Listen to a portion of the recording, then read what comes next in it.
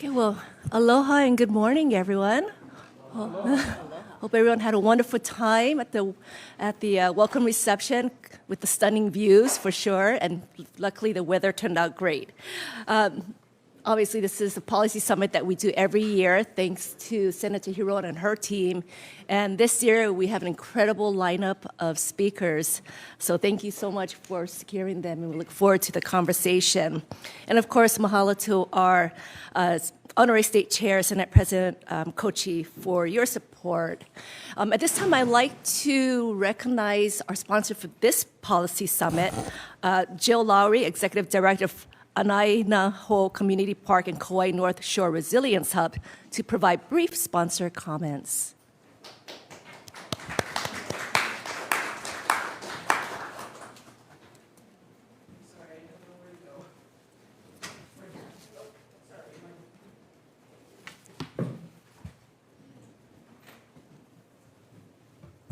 Good morning, everyone. As mentioned, I am the CEO of Anainaho Community Park and also the Kauai North Shore Resilience Hub. We are a 15-acre park that originally was created by Bill Porter, the founder of E-Trade. During COVID, we diversified our mission deliverables to also include social services, which is where the Kauai North Shore Resilience Hub comes in. Today, I only have one message, and it is a request to our policymakers. What I've become aware of in this process of other organizations like myself that are trying to do things for their community, resilience hubs, other housing, et cetera, is it's very, very difficult to access federal funding. There's in speaking with USDA, Homeland Security, FEMA, Department of Energy, there's lots of money available, but it's very difficult for organizations, nonprofit organizations, to access it. So I just would ask, as you go forward and funding becomes available, to perhaps consider some sort of a fast-track option for those that are dealing with critical issues that need response in a timely manner, rather than over a 2 or 3 year period. That's all I have to say. Thank you so very, very much for this opportunity. Thank you so much, Jill.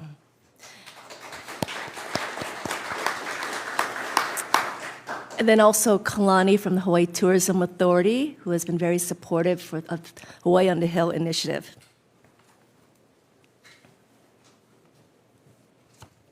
Aloha kakahia kakako.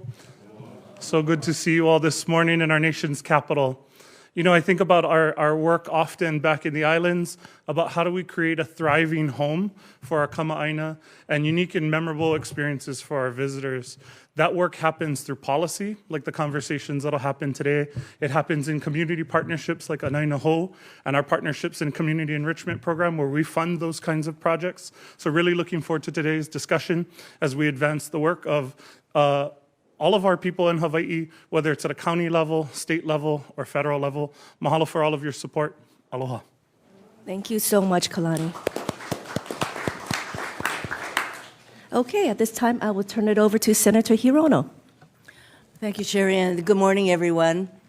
Today is the big day for 2 reasons. One is this policy summit, and I know that there are so many people who are listening or watching because this portion of the program, or Hawaii on the Hill, is being live streamed. I wish that we could have accommodated so many more of you who came all the way from Hawaii to experience Hawaii on the Hill, and what an incredible series of events that we have. So today, in this summit, we are going to hear from very important members of the administration as to what they're doing, and in fact, noting that access to capital is a huge, huge issue for our small businesses. We're going to hear from a number of our administration people, starting with, of course, the Secretary of Housing and Urban Development, Marsha Fudge.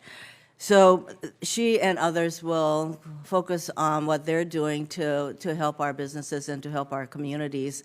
After each speaker, you will be given a chance to ask questions. And if you don't have questions, we are prepared to do that part. So let's just get on with it. And thank you very much for being here once again. Mahalo.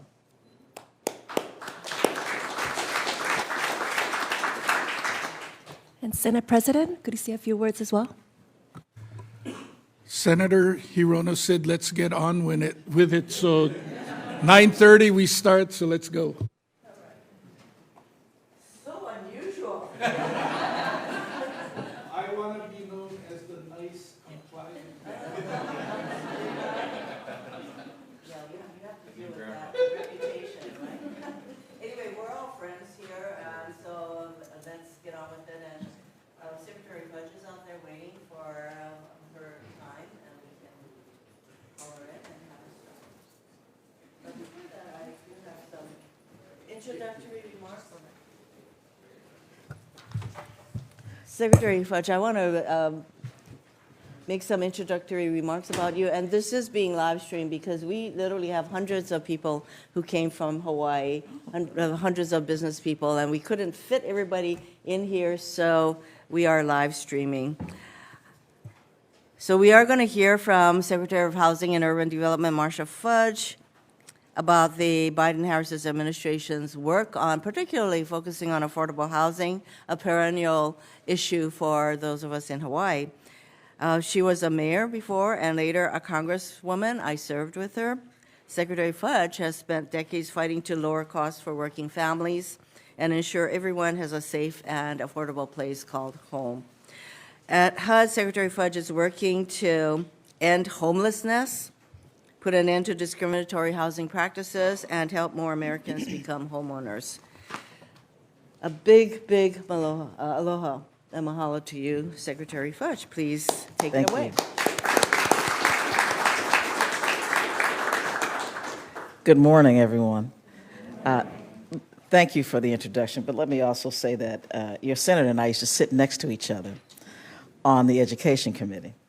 I like all of the senators, but she's one of my favorites, and so that's why I'm here today, but don't tell the others, just in case. It's a pleasure to be with you all.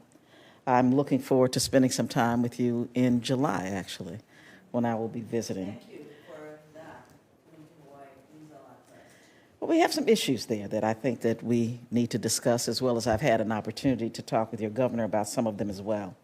Let me first thank your Chamber of Commerce president. Thank you so much for being here. And your Senate president, thank you as well.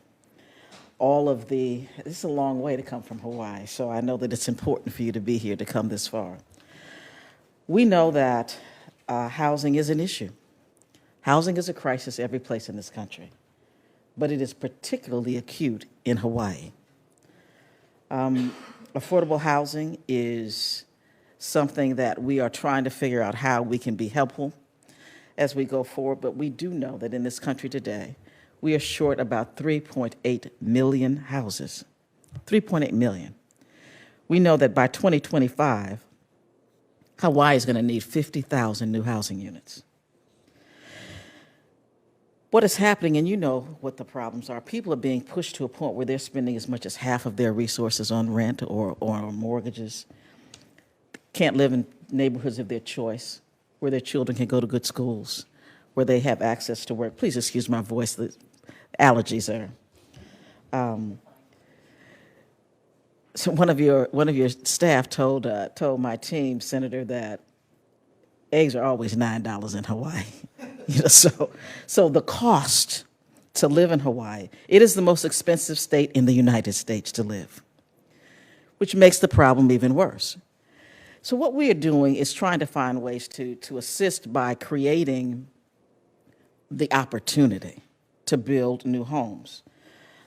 And I have to thank your other senator as well. Senator Schatz has worked with us to put out, in the very short term, we're going to release about $85 million in grants for communities that are making progress in improving their zoning practices. I met last week with the National Home Builders Association, and they said to me that zoning alone increases a home by 25 to 30%, just the zoning. We are working with manufacturers to assist them in finding ways to build better manufactured homes. You should see what we saw on the National Mall this past weekend.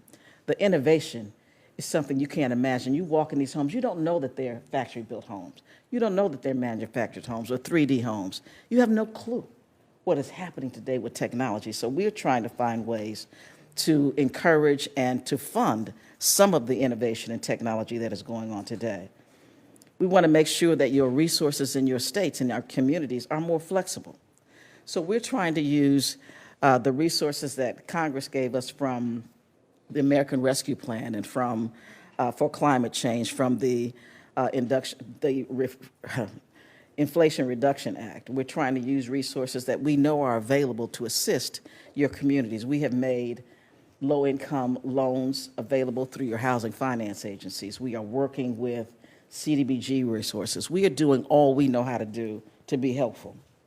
But we know that it is hard to recruit and retain workers and others when you have to pay so much in rent or you have no place to stay. Hawaii also has one of our largest percentage-wise homeless populations in the United States. Homelessness is extremely important to me because there should not be a time when in the greatest nation in the world, 500,000 people sleep on the streets in any one night. 500,000. Almost 200,000 of them are veterans. It is a travesty. And so it is something that we are spending a great deal of resources on. And again, thanks to Congress, in the rescue plan, there was $10 billion set aside to deal specifically with homelessness. Hawaii just received a $3 million grant from us to look at how they can start to address unsheltered homelessness in particular. So we're doing our part. We know that it is not easy. But what we really need is to hear from you. What we really need is to find out from you what barriers you face, what things that we can address and be helpful doing. Because at this point, without hearing from you, we're just guessing. We're doing what we think is right, but we need to hear from you. And thank goodness you've got a senator that will talk with us, but we need to hear from you, people that are on the ground working with these issues every day. Because it is not easy, and it is not going to get any easier. And I would say this lastly before I take questions from you. There are more resources today in communities all across this country than there has ever been because of the things that Congress has done over the last 2.5 years. If we can't do it now, we cannot do it. There is more money in states and local governments than ever. So much at some points that they don't know where to start to spend it. Believe it or not, that is a problem we are having. Where do they begin? But I would suggest to you very, very strongly, start to make plans for those resources. I know that you watch television. You saw all of the things going on around debt ceiling and all these things. Congress is doing everything they can to find resources they can bring back. Don't let them take yours. Make a plan. Start to be sure that those funds are encumbered in some way, that you know where you're going with them, because otherwise you are at risk of losing some of them. I can't tell you how urgent it is to bring together people in your communities, not in silos, to come together with a plan. And I have had a conversation with your governor. We've talked about some of these things, but we really do need to hear from you. So with that, I'll answer some questions if you'd like. Before we take questions from the audience, Secretary Fudge, we have the longest time with you of all the speakers who are presenting today, because housing is one of the number one, if not the number one issue for our governor, as well as all of us. And I do have my staff here, so if any of you have questions and concerns that you want to be addressed more fully, we are all here to help. A lot of the zoning issues, if I can just mention, if not all of the zoning issues are done at the county level. And I want you to know, Madam Secretary, that we have 2 mayors here from Maui and Kauai, so they are, I'm sure, all ears. So we can, do you want to do the question part? You can do it. Oh, okay. Any questions from the audience? Oh, yes. Thank you, Senator. Madam Secretary, I'm Senator Tim Richards from the Big Island of Hawaii. I think one of our big challenges for our housing is infrastructure, both water and wastewater. And these are some of our barriers. We're a large county, relatively poor. We need help getting that infrastructure for wastewater as well as fresh water. How do we do that at the federal level? Well, 2 ways you can do it. One, obviously, is letting us put you together with the people who do that work. I mean, we assist, but the real money is in transportation and in EPA, especially for water issues and things like that. So we can help connect you to the right people. Because the government, and I hate to say it this way, Senator, forgive me, but the government is not designed to work. We have all of these silos. Everybody does, and nobody knows what everybody else does. Most of the money that came out of the infrastructure bill went to transportation and to EPA. Just like the money for climate change, you would think you would think maybe Department of Energy, which got some, but the biggest bulk went to EPA and energy, $60 billion. So you have to figure out how to connect the dots, and we're happy to help you do it because we want you to get the money. Any other questions? Can you handle the Sure. All right. I think Councilwoman Suli Loy from Hawaii Island has a question. Thank you. Thank you, Secretary, for being here. Thank you for identifying our zoning being one of those barriers, which includes a lot of cost. I have a question just around a thought. In addition to zoning and infrastructure, our construction codes update themselves every 3 years. And oftentimes developers or housing contributors have to update their construction drawings every 3 years. And I'm wondering if any thought has been given about allowing us to use those construction codes for a longer period of time. That way our housing contributors can continue to submit housing plans within the same code cycle and not having to update them throughout the time that we could use the money through our infrastructure bill and other transportation fixes. First off, that would make a whole lot of sense. That's not what the federal government does. But I would say to you, yes, we are looking at it.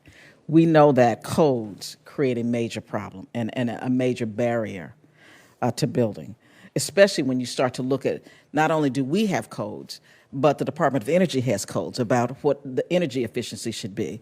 And then somebody else has a code about what this should be. So we're trying to pull all of those pieces together to make sure that we make it easier, because we know that if we don't, we're always going to have a supply problem. We're always going to have a problem with a building cycle because you've got to get all of these various sign-offs. The other thing is we're looking at how we can do more things to help you with the environmentals as well. I know one of the questions that came to me was, how can we use more maybe commercial buildings to put housing in? One of the things that does is it helps reduce the burden of some of the environmentals because the building exists. So there are lots of things that we're working on to do, but it is a problem and we know it and we're working on it. Thank you. Sure.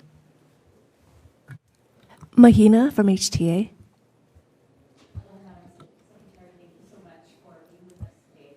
I have a question regarding the integration of energy smart development of agriculture. Here's the reason why. When I have conversations and facilitate conversations across our Hawaiian Islands, many, especially rural communities, are saying when we build out the supply, increase supply of affordable housing, we also are very interested in building livable, resilient communities. So what advice do you have to integrate agriculture, small business development, innovation centers, energy smart technology, so that when we build out new communities, that it's integrated and responsive to the major challenges that we are all facing as a global community today? Well, I think that goes into two buckets. So we want to be sure that existing housing is retrofitted so that it can be energy efficient and can withstand the climate changes that we are seeing. So we have a program that actually came out of the last bill that we passed. Our agency alone received $1 billion to do green retrofitting. So we are giving grants for those resources. So it's just a matter of really contacting us, finding out what our grant cycle is, and applying for those grants. For new building and new construction, unfortunately, most of those codes come from you, from the state and or the county or whoever does your codes. Now, we will assist in trying to help you find a way to make that process smoother and streamline the process from our end. But most of the major codes that you're dealing with come actually from Hawaii. But the other thing I would say is as we talk about rural communities, people often forget that USDA has resources to build in rural communities. They do a lot of rural housing, as well as do things like make it easier for food distribution. So that's another way to look at it, is to contact USDA. I know when I'm from Cleveland, Ohio. I'm not from a rural community. But when I was there, because of the high poverty in some of my communities, what we actually did was start to put up high tunnel or hoop houses, whatever you call them, greenhouses, in poor communities, literally on vacant lots or whatever. I mean, I know you all don't have a lot of land, but we did, so that we could actually have kids work these hoop houses to feed their communities. You know, they would, I mean, and they basically take care of themselves. So I had an urban gardening plan that worked. I said the same thing to when I saw Skid Row in LA. I said, you need to find ways to help people and where they are. But unsheltered and rural homelessness is a very, very fast growing group of people in this country. I think it's just incumbent upon you to talk to all of the various agencies that can touch that. USDA is a big one. And DBED Director Jimmy Tokioka has a question. Thank you, Sherry.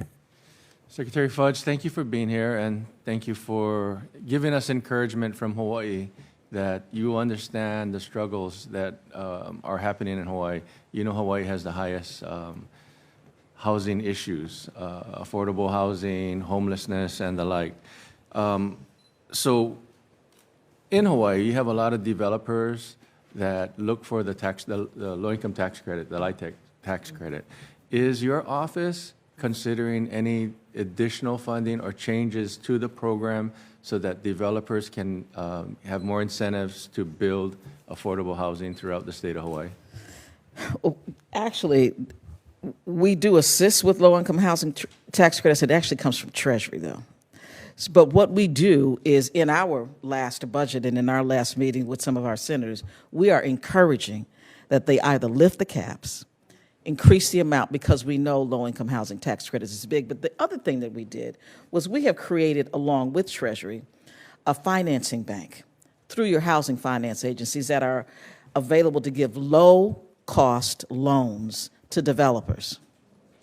And they should be looking at those resources. So if you take the housing finance agencies' low interest rate loans, you look at housing trust fund monies, which is gap fund money, you look at CDBG and home ARP money, we believe that we can bridge those gaps to help do, because home builders just say very openly to me, we can't make money building moderate and low-income housing, so we don't build it. Right. And the hassle to jump through all the hoops. Mm-hmm. But then the other thing is that even when they can get through it, where they can build, the people who live there don't want them to build it. So we continue to fight that not in my backyard attitude as well. But between the things we are doing, between Treasury and ourselves, we do believe we can provide enough support to make it profitable for people to build affordable housing. They just have to look at the various options that are available, but start with their housing finance agency and then go from there, because we have resources and they have resources, and they come under us too. I mean, we're all a part of the same group. The other thing we're doing, especially for manufactured homes, is we are making manufactured homes and accessory dwelling units easier to finance at better rates, so that it encourages builders and developers to put those kinds of products in place, and they can do it very quickly and very efficiently. Well, we look forward to you coming to Hawaii. You said in July? Yes, I should have told you. Yeah, I'm coming in July. And helping us put those puzzles together. Thank you. And we can do it. We really can. Thank you. Sherry, before the next question, I'll just give a short commercial. Secretary, I represent the island of Kauai. That's my Senate district, and we have Mayor Kawakami here. To your point about not wanting them in the backyard, They are developing at the County of Kauai a mixed-use affordable housing project. The first unit strategically that they developed in a month or two ago, we had the blessing, was the transitional homeless housing. The second blessing, which was a week or two ago, is for the multifamily, and then the last segment is the for sale affordable. So if you want to have that home, then you need to live next to those people. And I commend the mayor and the Kauai County team for doing it in the right order to make sure that everyone has the right to get to that home that they can afford. That's outstanding. It really is. Secretary Derek Kawakami, Mayor County of Kauai, and you know, some of the things that we really made a decision on as far as a leadership call was that we weren't here to get to a consensus. We were here to let democracy reign, give people a chance to be heard, try to incorporate their ideas, but we knew that when it comes to housing, if we're going to wait for a consensus, it'll never happen.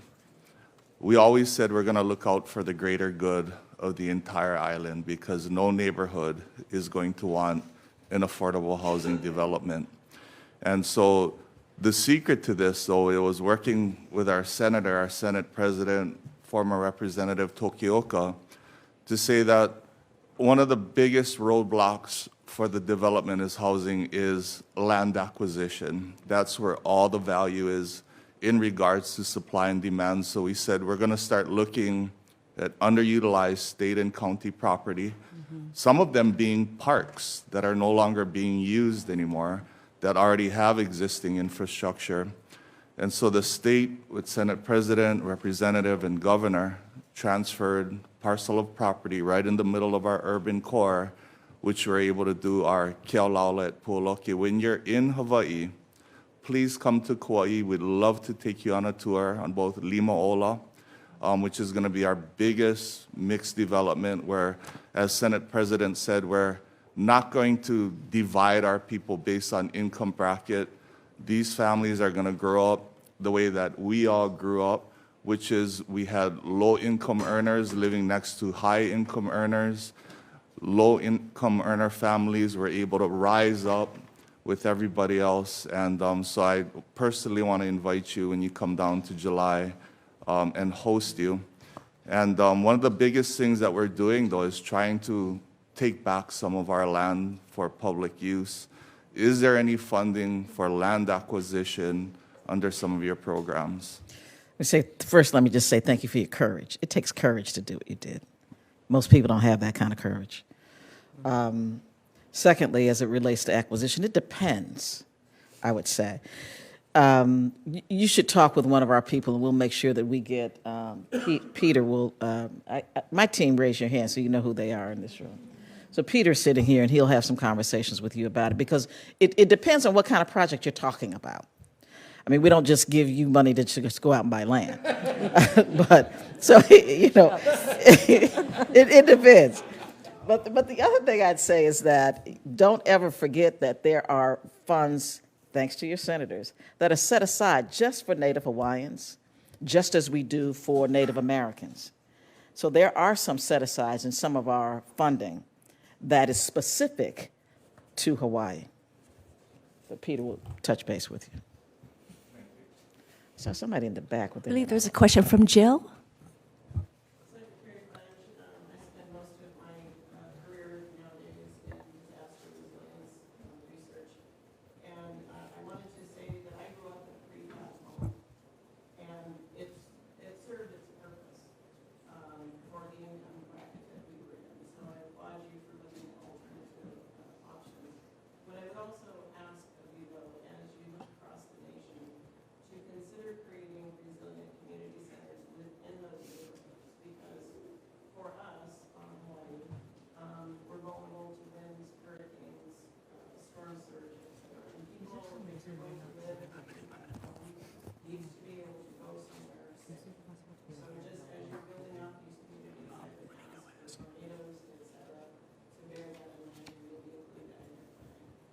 Thank you. We do. It's interesting that you raise it, because President Biden is so into this climate thing right now. I mean, that's all he talks to us about.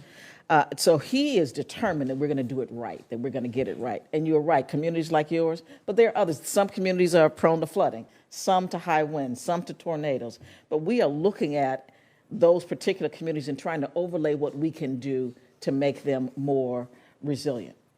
We've got a lot of programs that are coming out, some that are already out there, actually. As I was talking about, trying to retrofit homes that already exist, and then making sure that the codes for the new ones, once we can convince your people to help us with that, we can help you with that too. Because there is in the infrastructure bill, $60 billion for climate. $60 billion. That in the next month or so, I know about $25 billion of it is going to be put out in a notice of funding opportunities. So start to look for those things. There will be a notice of funding opportunity, I know, coming from EPA probably within the next 30 days. So start to look for some of those things as well. We have time for 2 more questions. I just want to note that Secretary Fudge is definitely a person who can connect the dots. She's not just in her silo there at HUD. There are so many resources out there, and the money that was appropriated for the Inflation Reduction Act as well as the Infrastructure Act, we just need to get very creative about how to just combine a number of resources, and we have people who can figure those things out so that to the benefit of our community. So 2 more questions. I have a question. Our economic research organization back in Hawaii identified permitting as the highest cost of building homes.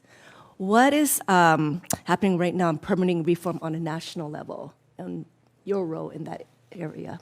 Well, we really don't necessarily have a direct role, but doing things like putting out this $85 million incentive, basically, to say to communities, if you are willing to take a look at your processes and what you are requiring and try to make that easier or streamline it or remove maybe some things that are onerous and unnecessary, then we're going to help you do it by funding some of your research on it. That's what that $85 million is for.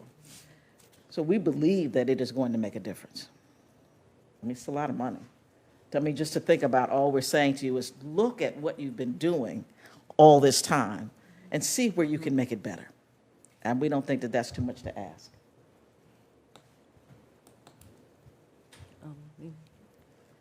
I think Senator Richards has a question. Okay. Thank you. Again, Madam Secretary, one of the things that I know we've done for the homeless is the point-in-time counts to get an evaluation.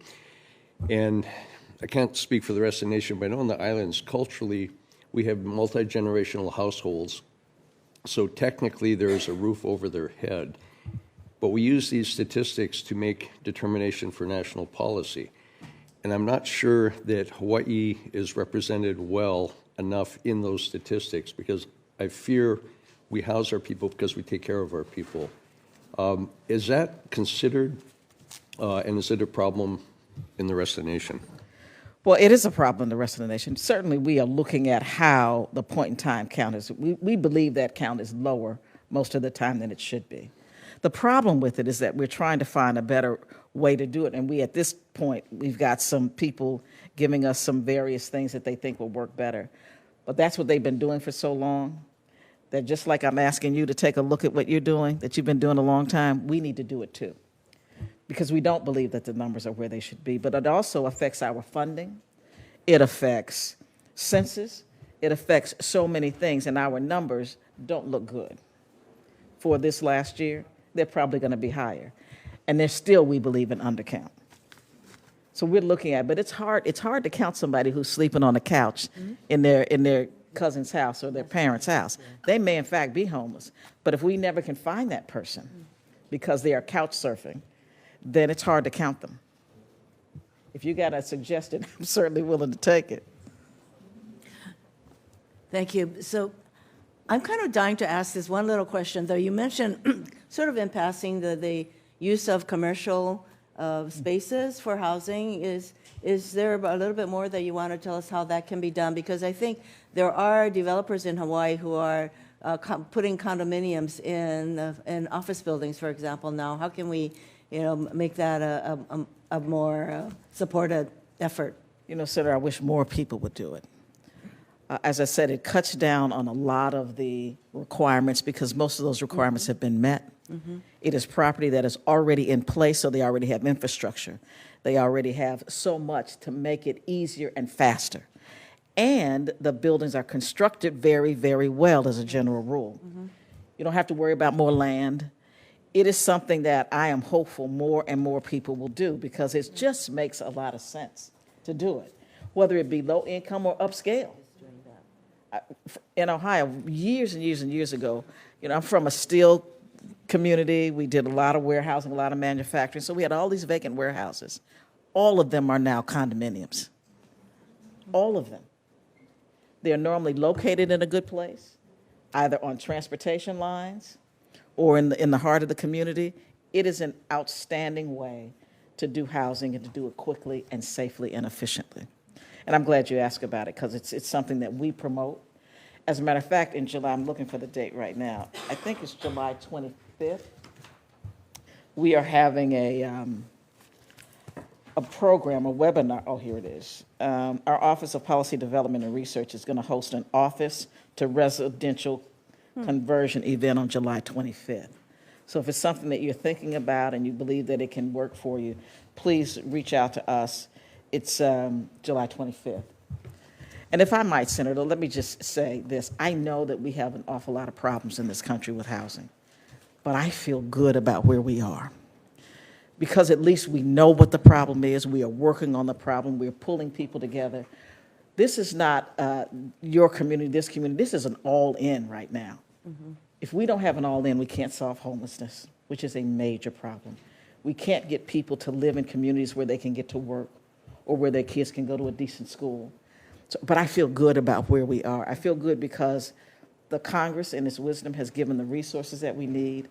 We have a president and vice president that are pushing to make sure that we can do everything we can. And I'm just feeling good about it. So I'm looking forward to coming and talking with you. But we have teams that can talk to you all the time. And we will make sure that you get that information. We also have done some studies, some research studies. I think, is that what's in your hand? That might be helpful to you to look at. Why don't you give these to somebody? To see some of the work that we're doing to try to address some of these problems. But again, I thank you very, very much for having me. It has been a pleasure to be with you today. It's been wonderful having you, and your sense of urgency and commitment definitely comes through. So let's give her a hand. Thank you so much, Madam Secretary.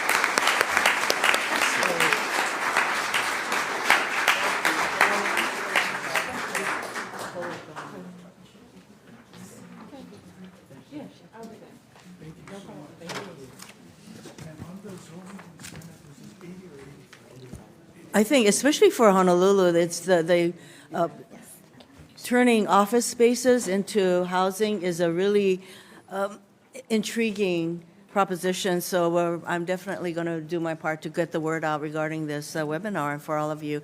And I hope the county people who are here that you have applied for this grant, part of the $80 million that is available to help you figure out how to do permitting and zoning in a more effective way. So next up, we will hear from, hello, Mr. Ambassador, right there. I'm going to do your introduction first. Ambassador Joseph Yoon, the U.S. Special Presidential Envoy for Compact Negotiations. In March of 2022, President Biden appointed Ambassador Yoon to negotiate amendments to the Compact of Free Association between the United States and the freely associated states of Micronesia, the Marshall Islands, and Palau. These agreements are critical not only to our national security, but to maintaining the longstanding relationship between these nations and Hawaii, in particular, where many of the COFA citizens come to reside. And I've really appreciated Ambassador Yoon's partnership with my office in particular as we focus on the provisions of the compacts that we are negotiating. And so I'm really grateful for his commitment, and we welcome him today. Ambassador Yoon. Thank Thank you very much, Senator Hirono. Wow, I didn't expect such a enthusiastic and good crowd. Thank you. You know. By the way, Ambassador Yoon, this is being live streamed because we have hundreds of people who came from Hawaii. We Okay. couldn't fit them all, so they are eager to hear your words. So I won't say all the bad jokes then. Okay. Probably wise. Thank you. You know, over the next few days, we will be sending up our legislative package for the compact agreements. And really, I do want to thank Senator Hirono, who has been a terrific supporter of the compact nations and the programs that we do for them. I mean, as you know, the compacts cover 3 countries really strategically located between Hawaii and Philippines. They cover Micronesia, the Marshall Islands, and Palau. And between them, they control essentially northern half of the Pacific. And that's why they are so important. And they used to be Japanese occupied territories until the end of Second World War, and they became U.S. trust territories.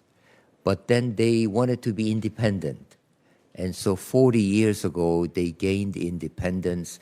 And at that time, because they were of such strategic importance to us, we made an agreement with 3 countries separately, but all of them called compact. So they are what we call freely associated states with the United States. They are freely associated, that means they're sovereign. They're members of United Nations. But at the same time, they entrusted the United States with their security. So we guarantee their security. And in return, they also contribute hugely to our armed forces. Per capita, these 3 compact states have more in service in U.S. Navy, Army, Air Force, and Marines than any other country, any other state. And so they have been a completely dependable partner. And in return, we do 2 things for them. One is we give them economic assistance. The second thing is we have special immigration provision in which they can come and live and study and work in the United States as citizens of a different country. So these are unique arrangements, and for me, I was honored to be named to renew these compact agreements about just over a year ago. And one of the first persons I paid a call to at that time was Senator Hirono. It was during COVID, so we're all wearing masks over online discussion. And she gave me an amazing guidance at the time. And she said, compacts, they have to be renewed.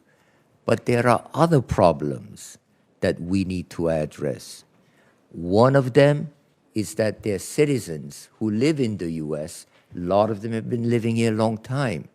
And so their children are U.S. citizens, but unlike other lawful immigrants, they don't have access to all the benefits, all the social safety net benefits.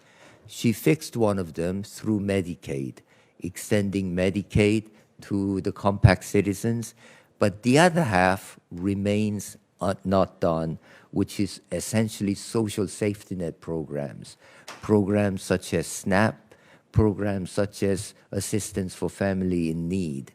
And so, Senator, you will see in the legislation that will come up over the next few days, inclusion of your CFA in our legislation. So that's a great achievement, I believe, you know? Mm-hmm. Yes.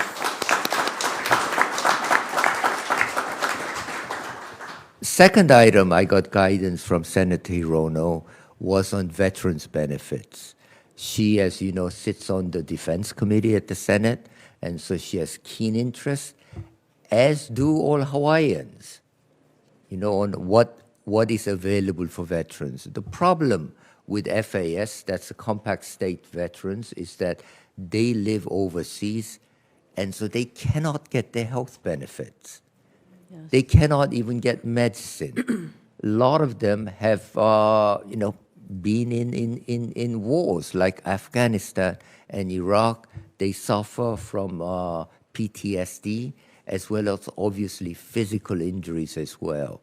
So whenever I visit them, they were constant reminder that, listen, they fought for the United States, and they're not getting the benefits. Mm-hmm. And so this one too, Senator, I'm sure you'll be happy to hear, it will now be included in the legislation package that's come up. I think we owe it to the veterans of FAS to make sure they have access to benefits that they have earned. So I'm very happy. Now it is up to Congress to approve the legislation. But let me just remind you that the legislation also contains, and this is the item that is the center of compact negotiations. So we have budgeted $6.5 billion over 20 years for the 3 compact states, and this will be divided into 3 countries in terms of economic assistance, as well as money going to education, healthcare, infrastructure, and budget support. And they will be done over 20 years. Now, $6.5 billion is a lot of money. There's no question. But we have to remember it is over 20 years. So I don't want to simplify too much. But each year, it's about $300 million for 3 countries.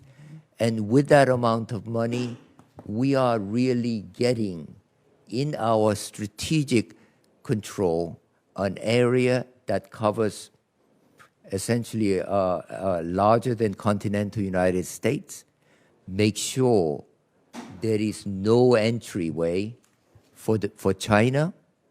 Make sure our security of Guam, Hawaii, and West Coast is taken care of. Mm-hmm. So I do think it's a decent value. And I look forward to justifying it to members of our Congress. And in addition to that, the other elements, veterans benefit, and also CFA benefits, I think with that, we can secure compact states as our true partner for many decades to come. So with that, Senator, I'll be happy to answer or listen to comments from members of our Hawaii group. Thank you very much. Thank you, Mr. Ambassador.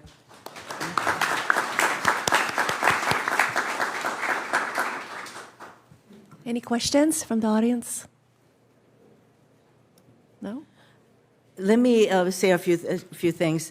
A lot of people are not particularly familiar with the importance of our compacts because they were in place for 20 years and they are up for reauthorization. Not the parts that enable us to, not the military parts of the compacts, but all of the economic support and other support that should be part of what we deal with. So this only happens every 20 years, and that is why most people are not particularly familiar. But it also involves 3 huge administrative agencies: the Department of Defense, which is the major, in my view, beneficiary of the national security and parts of the compacts, Interior, and State. And that is why it's been really a challenge to get all 3 departments to come together to recognize how important these compacts are and how important not just the economic part, but also the social aspects. And as the ambassador mentioned, it basically took me 8 years to enable the compact citizens.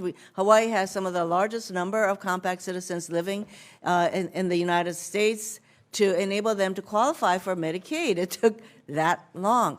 And with this chance, with the compacts, and working with the ambassador, finally, we were able to include, thanks to all of us working together to identify how important it is for our compact citizens living in our country to enable them to have access to the social safety net programs, not just Medicaid. It took a year. better than 8 years, right? But it took all of us, and especially the ambassador and his willingness to really push this, that we are getting the kind of compacts that we want. And I met with a number of the leaders, ambassadors of Micronesia and Marshall Islands yesterday in another gathering, and they said they're very grateful for what's happening, but once the compacts are ratified by the Senate, that they want to make sure that it is how we're continuing to work together. This is not something that we should care about only every 20 years, that these nations, island nations, are critical for all of us in an ongoing way, and that is why, as a member of both SAS, Armed Services, and the Veterans Committee, I will continue to push for the kind of support for our compact nation friends, as we should be doing it on an ongoing basis. So I just want to mention how important it was to have Ambassador Yoon understand the importance of the other aspects of our compact relationship that will now be included. So, Senator, if I may, I would like to recognize some of my colleagues who have made Yes. this possible. One is Keone Nakoa, Deputy Assistant Secretary of the Interior. Keone, can you stand up?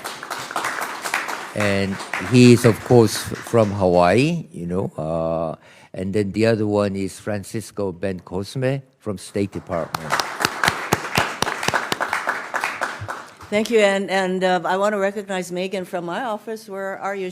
Her life has been to make the compacts contain. Yeah. Oh, she's in the honorary because our next guest is here, but she was really on it, and Very all much, of us. yes. So we have time for one or two questions because our next speaker is here. Senator Richards has a question. Thank you. And Ambassador, I represent the Big Island, north half of the Big Island. We have quite a population of Marshallese. Our state Department of Education struggles because we really don't have the funding to help take care and integrate them into the community. And I know we're not alone in this, but we need help with the resources so they can better integrate into the community. But I don't see that coming. So how do we make that happen? I hope it's part of the compact to direct this to happen.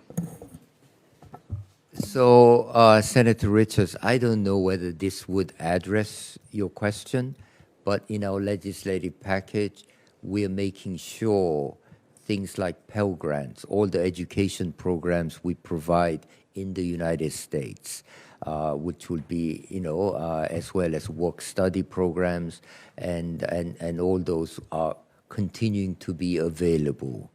Now, I'm not quite sure whether that addresses your question, but I think the issue of integrating Marshallese population as well as from Micronesia and Palau, I'm sure is a serious concern for places like especially Hawaii and Guam, where we have so many of them. Mm-hmm. So I think we need to think about that and perhaps have a further discussion with you on how we go about doing that. So I'm glad that Das Nakoa is here, because really Interior Department really should take the lead on that. And they have a new Assistant Secretary who's a very big supporter of compacts, Carmen Canto. So let's do that, Keone, okay? Thank you. Mm-hmm. Thank you very much, Mr. Ambassador. I'm sorry. Mayor Kawakami from Kauai. Yeah, just one more, and to sort of piggyback on Senator's question and statement. My wife is a 6th grade middle school teacher, and one of the things that's bothersome is the lack of, I guess, information for our general public on why we got to this point and the history of literally bombing a paradise for military testing. And, these type of things are things I never learned about in school. And so it's hard to get them acclimated when there's this stereotype. So we're slowly trying to do things like going out there and celebrating their Independence Day with them to sort of give them that sense of belonging and pride. And I think, Hawaii is the role model for being inclusive and diverse. But we need to start with educating our people that they're a member of our community that I'm a proud American, which doesn't mean that everything that America has done makes me proud, but we have a responsibility to make these communities whole by embracing them, and that's where I see is the biggest problem, is how some of these community members are being treated. And I think more as a statement than a question, I think we have to go back and maybe work with the State Department of Education on what we can do, if they're not doing it already, to bring awareness to why we got to certain places so that people have a better understanding of the importance of supporting our compact agreement. Thank you very much, Mayor. That's a great, great point. I don't know how many are aware, but we tested 67 nuclear devices in Marshall Islands in the 40s and 50s, the biggest test being Castle Bravo. I'm sure you know about the Bikini Island, which was the center of this testing. And Senator Hirono is still making a gallant attempt to try to, let's pretty simply apologize for what we did there. And I think it's getting traction. But apology is never easy. It's never easy saying you're sorry. My wife tells me that a lot, yeah. But I agree completely with the senator. We need to do it, and I think we will do it sooner or later, and I hope that becomes a trigger to what the mayor was talking about, to understand that we have used these places, and we need to acknowledge the sacrifices that Marshallese have made, for example. And of course, a lot of these places were center of battles during the Second World War, And why? Because big part of them is what, now Chinese call their second island chain. They occupy very strategic part of the Pacific. And so we need to acknowledge all those. And as you say, Mayor, I like the phrase, embrace them as part of our community. Thank you.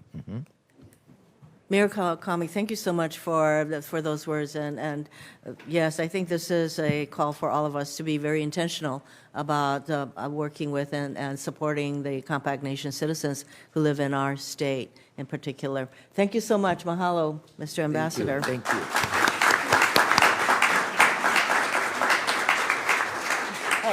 And Megan from my office is here. She has lived Compact for a year more. Aloha. Thank you. Yeah. Thank you so much.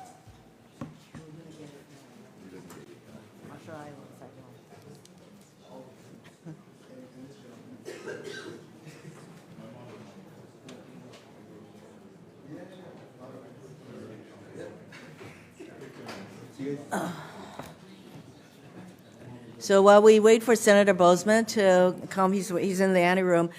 It was a huge lift, I can tell you, to include these other provisions that support our compact citizens who live in our states to have access to the social service programs.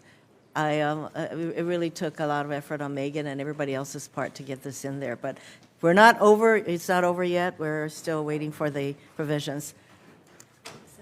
Senator Bozeman is one of my favorite Republican friends. Please, I'm going to introduce you now. So he has represented Arkansas in the U.S. Senate since 2010 and currently serves as the top-ranking Republican on the Senate Agriculture Committee. As many of you know, later this year, Congress is set to consider the updated Farm Bill, comprehensive legislation that authorizes a range of agricultural programs every 5 years.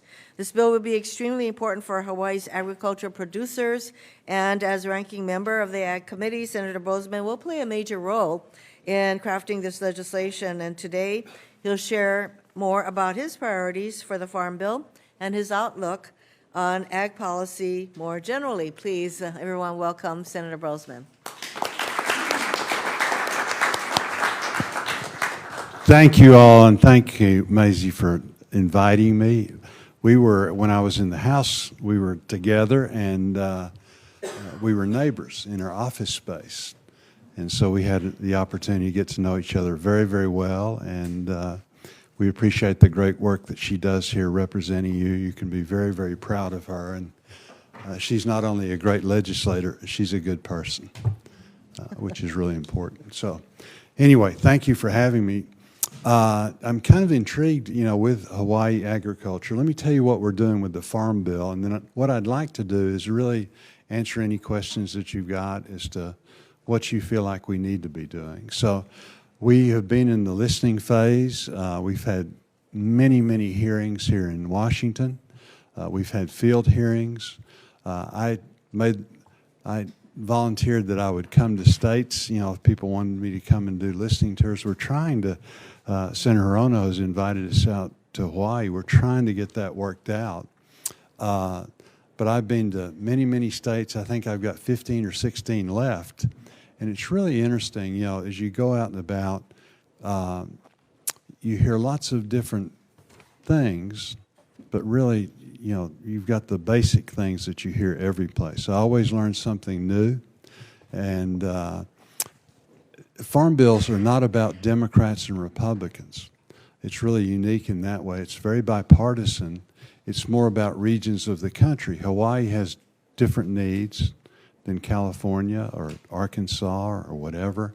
Southern agriculture is different than the I's, Illinois, Iowa, Indiana. The Great Plains are different. So it's getting all of those regions, figuring all that out, and then you've got the different commodities. And so rice and corn and wheat, all the different, our specialty crops, almonds, all of those things, trying to blend all that together and then, come up where everybody can live with it, basically. So I'm blessed. I have a great partner in Senator Stabenow. She does a very, very good job. We've done some really important things together. And so our teams are working really together very, very well to push this forward. So as I go out and about, what I see is that primarily rural America is struggling right now. 53% of our counties in America have lost population. And so really in those areas, agriculture is all that's left. Agriculture is so very important. It's food security is national security. We're so blessed to have the cheapest, safest food supply of anybody in the world. And think about it, and we've seen this happen. We've seen food go up significantly through inflation. What does that do to single moms? What does that do to people on fixed income? What does it do to the working poor? It makes it very, very difficult. So we've got to protect that. We've got to make sure that we, in the next farm bill, as we go forward, that we ensure that that's the case. So some of the things that I hear about as I go around invariably are labor. Labor's a huge issue. I don't care where you're at or what you do. It's difficult to find people to work. I was with the head of the Peace Corps earlier this morning. They're having trouble getting people to come and volunteer. It's the anniversary of the Army's coming into being. They brought me some cupcakes. They know the key to my heart. And so, they're having problems. Everybody's having problems. Doesn't matter what you do. So labor is a huge issue. Yes. The other thing that we've got to do is make sure that our farmers, our producers, have the safety nets, the risk management tools in place so that they can go to the bank and borrow the dollars they need to go forward, okay? Input costs are through the roof, and it's just in everything. Fertilizer is down to just twice, what it was a few years ago. It's gone down to that, but it's very, very high. The list goes on. And it's not just that. We're being hit in every direction. Our economist on the staff was telling me that in March of 2021, if you took out a loan, then the average ag loan is about USDA loan is about $335,000.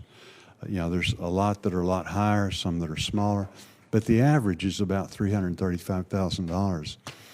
The payment on that note in March of 2021 for that year would be about $9,000 to $10,000 a year. Now it's about $24,000. So it's every aspect is just whittling away.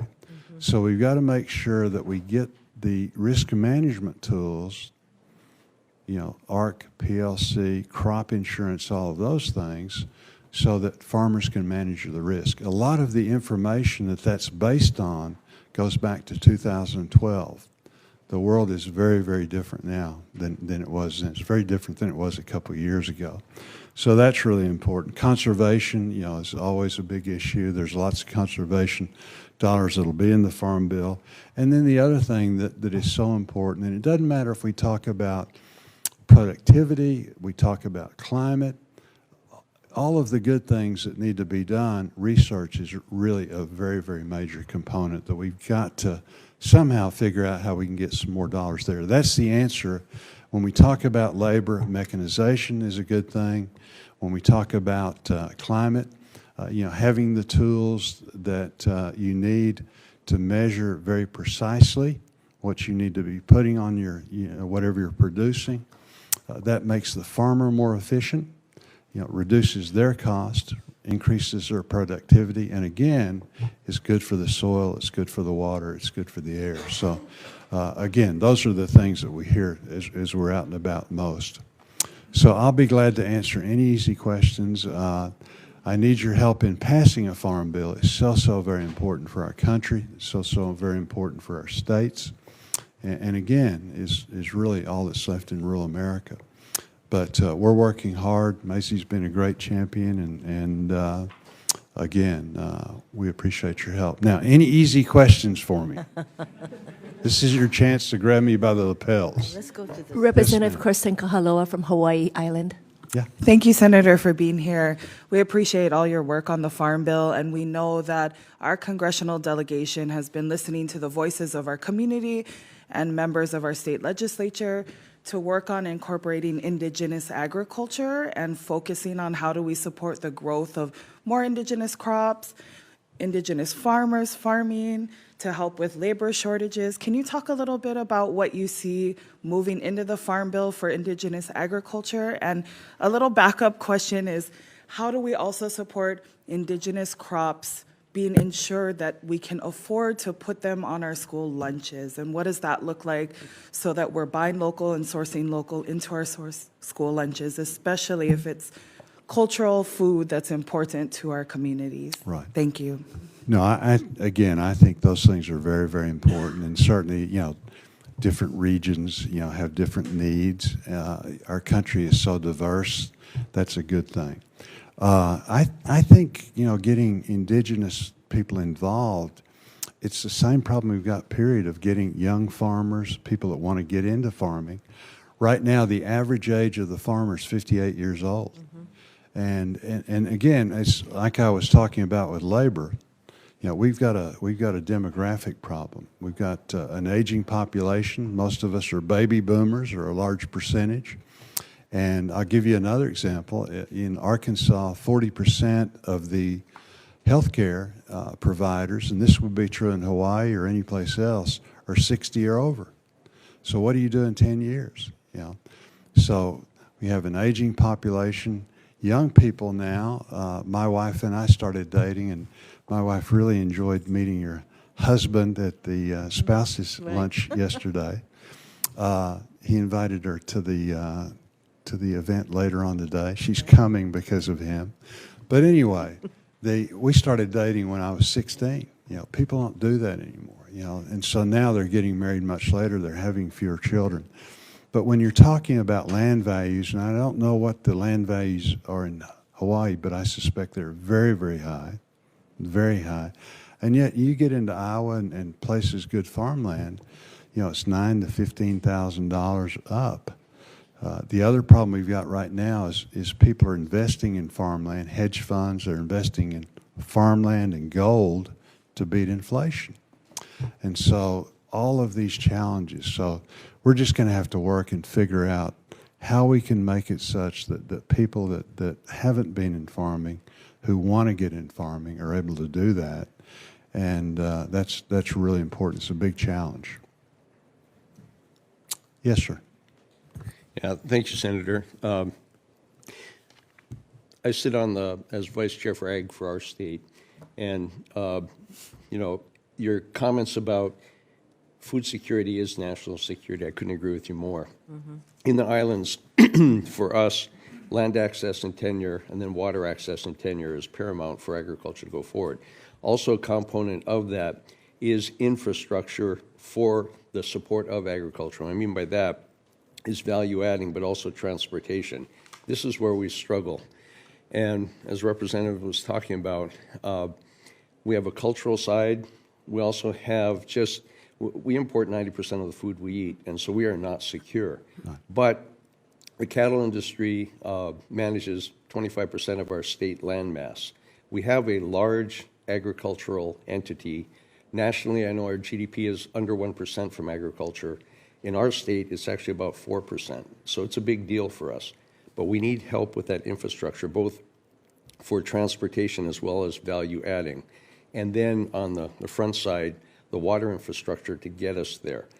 Our state is set up. We have the Daniel Akaka Marine Highway System that I think sets the stage to help us with transportation intrastate. But how do we access the funds so we can amplify agriculture? And you talk about the next generation. We're not attracting them because it doesn't look bright on the horizon. But if we can build that, agriculture will be there because that's inherent in agriculture. If we help it, not mandate it, just help it. So how do we do that?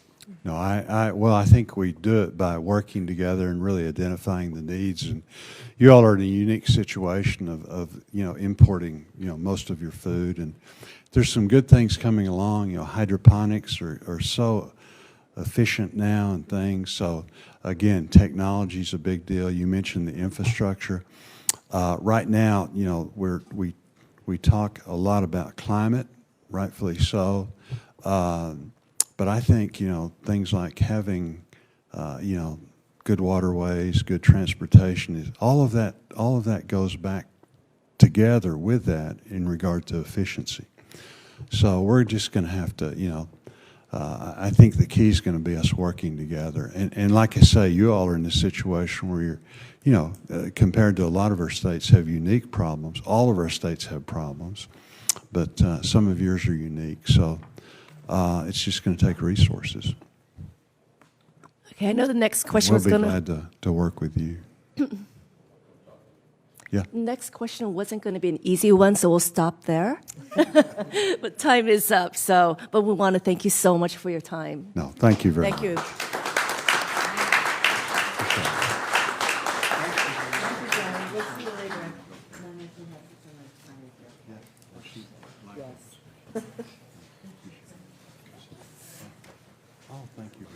Our next speaker is Brenda Mallory, who is the chair of the White House Council on Environmental Quality. Wait for her to, I think she's here.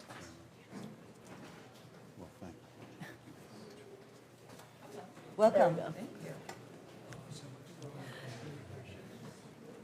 I'll continue with my introduction, Ms. Mallory. So the Biden-Harris administration has made environmental policy a top priority in implementing the largest investment in climate action in our nation's history and setting an ambitious goal of protecting 30% of our nation's land and waters by 2030. And a major part of that effort is Chair Brenda Mallory. She is certainly helping to lead the White House's environmental agenda, advising the president on environmental and natural resources policies that improve, preserve, and protect public health and the environment. And during the Obama administration, Chair Mallory served in a number of senior roles at the EPA and CEQ, where she helped shepherd many of President Obama's signature environmental and natural resource policy successes to completion. And today, she will update us on the administration's work to climate change, and to protect our planet for generations to come. Let's welcome Chair Mallory. Thank you. Well, thank you so much for that introduction, and thank you for also asking me to be here. It's such a honor to have a chance to speak to you. I was This is just being live streamed because there are literally hundreds of people from Hawaii. well, hello out there, Aloha. aloha. I was just recently in Hawaii, and so just to have the honor to actually speak to this group after that visit, which so touched my heart, is just as a real privilege. So I just want to thank Senator Hirono for hosting this event. I understand this is the first time that we're having a chance to do it in person again, and so I know that there's always a level of excitement that goes with being able to get in the room with one another. Hawaii for me was such an impactful visit, in part because for all the work that we do, from climate change to environmental justice, you can see really up close and personal what those issues are and what both the challenges and the opportunities that are presented by that. And so it was a great opportunity for me to both see and to meet with people who are doing transformational work on the ground in ways that really understand both the urgency of the moment that we're in, but also recognize how important it is that we do it right. So I just was a wonderful trip and an honor to have a chance to be there and be so warmly welcomed by everyone who I met. While I was there, I met with a number of stakeholders and tribal and community leaders, government officials, to talk about President Biden's ambitious environmental justice and conservation agenda, including the sanctuary designation of the Pacific Remote Islands, which is something that we're very excited about at this moment. Earlier this year, the president asked Secretary of Commerce to initiate a national marine sanctuary designation to provide the most comprehensive protections for the significant natural and cultural resources of the lands and waters surrounding the 7 islands, atolls, and reefs of the Pacific Remote Islands Marine National Monument. And I'll just pause there to say one of the things I heard a lot about was how the name was off-putting. And so that is an issue, because as folks say, we don't think of this as remote. We think of this as central to the area. And so that is among the issues that I think we think are important to consider as part of the process, or certainly alongside of it. So just want to put that out there, since I was also very struck by that sense of the name of it. This would be the largest conserved ocean area on the planet, 3 times the size of Texas, with the highest level of protection. And so if finalized, it will help meet President Biden's goal of protecting and conserving 30% of the lands, 30% of the waters by 2030. And as the president has said in the past about other important places that we have taken action to conserve, this really matters. And it matters because when we conserve our country's natural gifts, we are protecting pieces of history and telling a story that will be told for generations and generations to come. And if for anyone who had the opportunity to either be in the room when we had our conservation summit back in March and the president spoke, or even saw it live streamed, you know that he speaks with real authenticity when he speaks of these issues and the importance that they have. So I'm just really excited about this particular action moving forward. As I said, it's when I was there, it was the launch of the process, the stakeholder process. But since day one, under the president's leadership, we've really prioritized protecting the health of our nation's lands and waters. And that's included, different policies and programs and initiatives that really secure a prosperous and equitable future for all. And this is really coordinated as part of a whole of government approach, which we talk a lot about, in particular when we're talking about climate and environmental justice. But at its core, it's really calling on all of the agencies to bring to bear their expertise, their resources, their ability to really help with some of our larger challenges. And it's also a really important way for us to kind of use the networks that the various agencies have to work with in partnership with state and local governments and communities, because that partnership is something that we believe is really important. We know that the federal government can't solve all of the big problems of the day by itself, and so working across communities and across various networks is a really important part of the way the president sees his agenda. And a core to the commitment of the work in the conservation area and the environmental justice work in particular is really centering the voices of the local communities, understanding that each community brings kind of a unique perspective and a unique understanding about the problems and challenges that they're facing, and that has to be very much a part of the solutions as we look forward. While I was in Hawaii, I heard about really on the Pacific Remote Island in particular, just the incredible array of marine life in that area, including numerous threatened and endangered species like sea turtles and sharks and seabirds. We heard a lot about the really rich history of ancestral and cultural significance that spans generations. The region is crucial to the health and sustainability of our planet's marine ecosystem, which many of the experts and scientists that we spoke to also emphasized. And because of the urgency of the threats that we are facing from climate change, having areas like this recognized and protected is even more important. So climate change, pollution, invasive species are really taking their toll, and we have to address those things. The proposed sanctuary would provide essential protection for this region, its history, and the precious ecosystems. And it would also help raise awareness, support research, and guide coordinated and comprehensive ecosystem-based management. So as I said, we're excited about the possibility of this actually becoming a reality, and the work is going to be going on to do the community engagement and work kind of across the various agencies to develop this in a way that recognizes the value and recognizes the indigenous knowledge that has been very critical in helping to support this area up until now, and will be important in helping to preserve it. So I just want to let you know that we see this as being kind of a very important feature of kind of future for future generations, not only to enjoy the beauty, but to kind of capture the culture and history that is reflected there. I want to also touch on another thing that the president did earlier this year, which was the release of the United States' Ocean Climate Action Plan. And this, again, whole-of-government effort to really accelerate our focus on ocean-based climate solutions. Since the release of the plan, we at CEQ, the Council on Environmental Quality, the organization I lead, along with our partners at the Office of Science and Technology Policy, have been working across our organizations with scientists and stakeholders to really create something that will help coordinate the many potential federal activities that will have a profound impact on climate and ocean issues.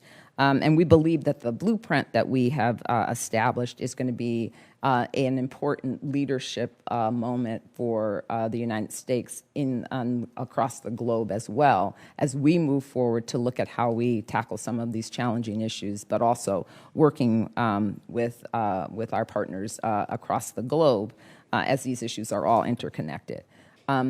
But all of our strategies, the conservation as one that I'm talking about, are really grounded in the work that the president is lifting up for in environmental justice, where a central feature of his agenda there is what we call the Justice 40 initiative, where we are working to, again, ensure that the benefits of federal climate and clean energy investments actually reach disadvantaged communities. So the president's made a commitment that 40% of those benefits from those types of programs will actually arrive in disadvantaged communities and allow for an expansion of clean, safe drinking water, reducing ocean pollution, taking bold action on climate. So So as I close, I just want to thank you again for inviting me to join you today, and really thank you for all the work that's being done by all of you in the room to advance these issues, because we know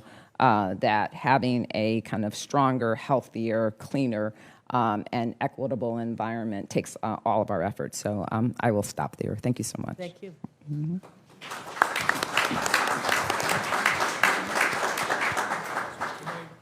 Great. Representative. Sherry, yes. before the question, I just wanted to say, for the rest of the Hawaii group, I did have the opportunity to get on Chair Mallory's schedule. She did visit my office at the Capitol with Senators Keho Kaloli and Lee, two young leadership members, so I think are going to be leading the charge on climate change for our chamber. So when she said she came to Hawaii and had all these meetings, I can just verify she did, and thank you for making time for us in the Senate. Thank you. Representative Keela has a question. Thank you so much, Chair. I appreciate the work that you do, and I'd be remiss not to, I guess, talk about what's happening in Hawaii. Our congressional leaders have taken full charge to hold our federal folks accountable when you talk about access to clean water. I don't think the Biden administration anticipated to have an aquifer be poisoned by fuel, but how do we come back to the table? Because what we are experiencing in Hawaii is almost mistrust from our federal partners, and I give it up to our congressional delegation for raising the call on the flag on the hill here, but we really, I think at some point, need our federal partners to come into Hawaii and restore some of that trust, because you look at almost generationally, it's almost systematically feeling like it's happened again. And so I applaud the work that you're doing to protect our animals, and I'm happy to hear that it's a priority of President to take care of our clean drinking water as we experience this right now. Yeah. Well, first of all, thank you for raising that. I will say that is an issue that I heard a lot about while I was there, not surprisingly, and in particular about the trust factor, and that a sense that people felt like they were kind of continuing to live with the sort of an oppressive, in an oppressive environment because of the federal footprint there and the way that the federal government is always responsive. So I did definitely bring that back and raise that as an issue that we need to do better on. But I appreciate your raising it. Thank you. Mahina from Hawaii Tourism Authority. Good morning. Good morning. Thank you for being with us today. And I actually want to say thank you for your leadership in bringing forth the guidance, right? Your federal guidance on the formalized inclusion of indigenous traditional ecological knowledge into agency policy processes. I have the honor and privilege of helping to facilitate as a volunteer some of those conversations. Yeah. So I have two questions for you. First of all, how is that process going? I know it's an optional process. How is that going across federal agencies? And then I have a second follow-up question. Okay, well, first of all, thank you. I'm glad that you were able to participate in the process.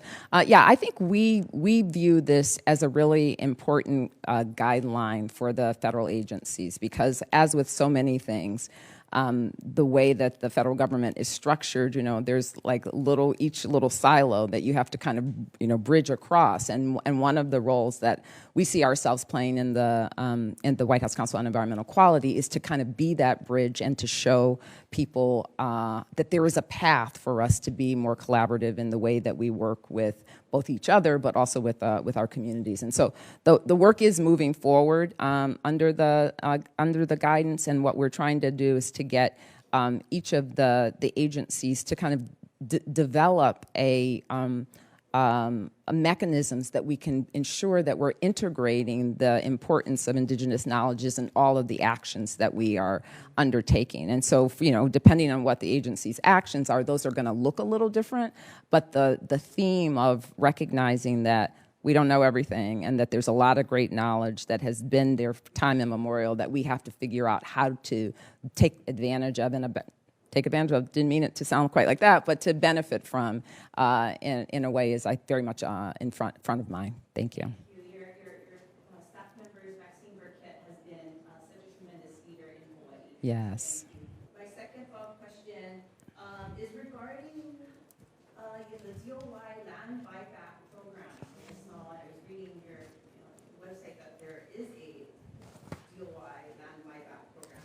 And the reason why I have a question on this is our previous speaker, Senator Guzman, had talked about some of these opportunities. He made a statement that our food security is our national security. To add on to that, as a native Hawaiian person, we would also state that our land, the health of our land, the health of our water, the health of our oceans is also our part of our local security.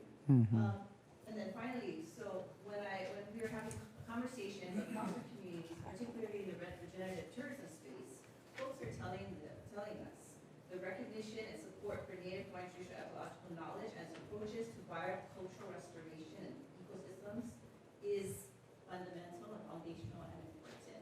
And it's in fact the important methodology and strategy for how we come together around climate resilience and addressing climate change.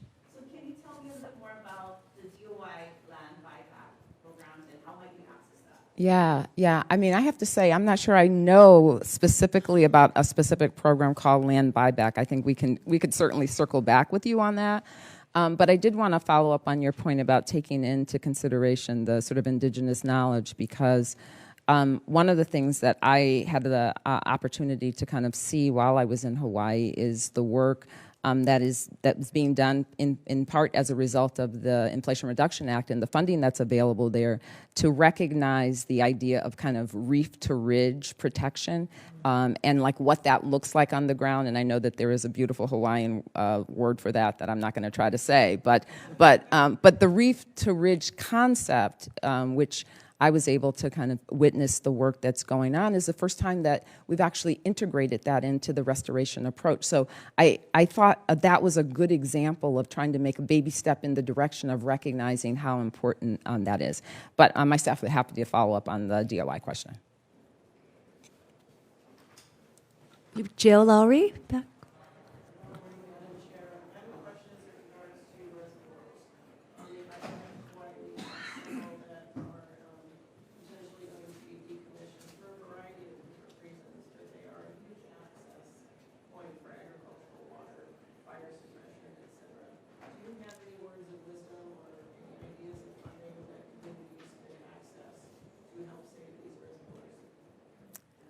Yeah, so I'm not familiar with that particular issue, but I think of the Inflation Reduction Act dollars, there is significant funding that is focused on ensuring that we have safe drinking water, that we have water that is uncontaminated. And so I would imagine that there is an opportunity to see how you could purpose some of those dollars in ways that would help shore up a reservoir, if I understand the question correctly, to shore up the reservoir systems that are at risk for a variety of reasons. I think that that is money that I think would be available to be used for those purposes. Mayor. Mayor Kawakami from Kauai. Chair Malley, first off, I got to say that I think it's really cool that you're from Waterbury, Connecticut. I got to work for a month in a Subway sandwich in Waterbury while I was attending Subway University in Milford, Connecticut. So I got to learn a lot about your hometown roots, and I think the town of Waterbury is very proud that you rose to this level. Thank you. You know, for when you do come back to Kauai, Senate President happens to be from Kauai. He'll host you. I know. Yeah, and then the DBED director is also from Kauai. He will also co-host. And you know, I'm from the county, so we're the bottom feeders. But there's a number of, I think, initiatives that Kauai has taken. One, Senate President was directly involved in while he was a board member at KIUC, which is our electric cooperative. You know, during sunny days, we're hitting 100% renewable energy. I know KIUC was a part of this delegation. They're taking a look at a photovoltaic project that ties into a hydro project, and in a sense it helps to preserve those critical infrastructure for ag, which is our dams and reservoirs.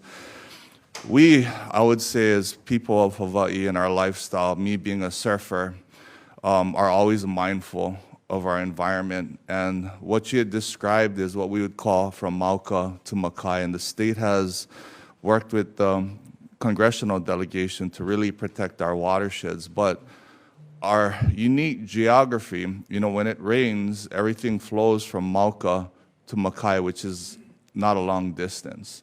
And oftentimes, some of the environmental laws are penalizing our ag operators because of the runoff, and it happens to be that they're sort of at the end of that flow before it hits the ocean. Mm-hmm. And one of the things that is sort of a tug of war is how do we preserve agriculture, which is critical, and yet provide enough environmental protection to make sure that future generations can have the same sort of lifestyle and pristine environment that we all want for the next generation.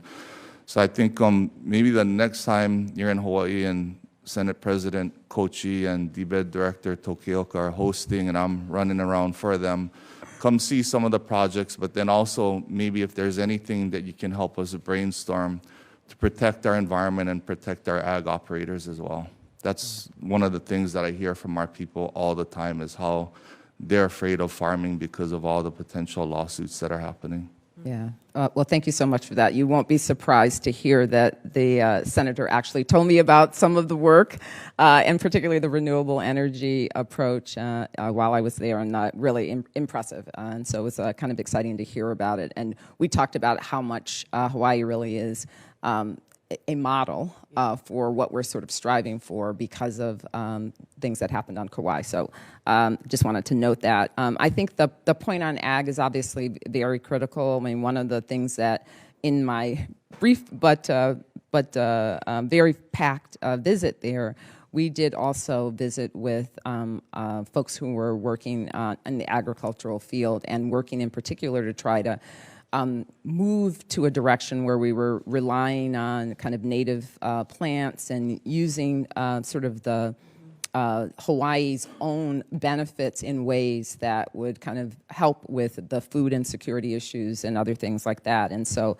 I both heard and understood very much the importance of that balance that you're talking about in terms of agriculture and the continued success and health of the ecosystem. So would happily visit again. And our office will send you some of the work for our master plan Waimea 400 community.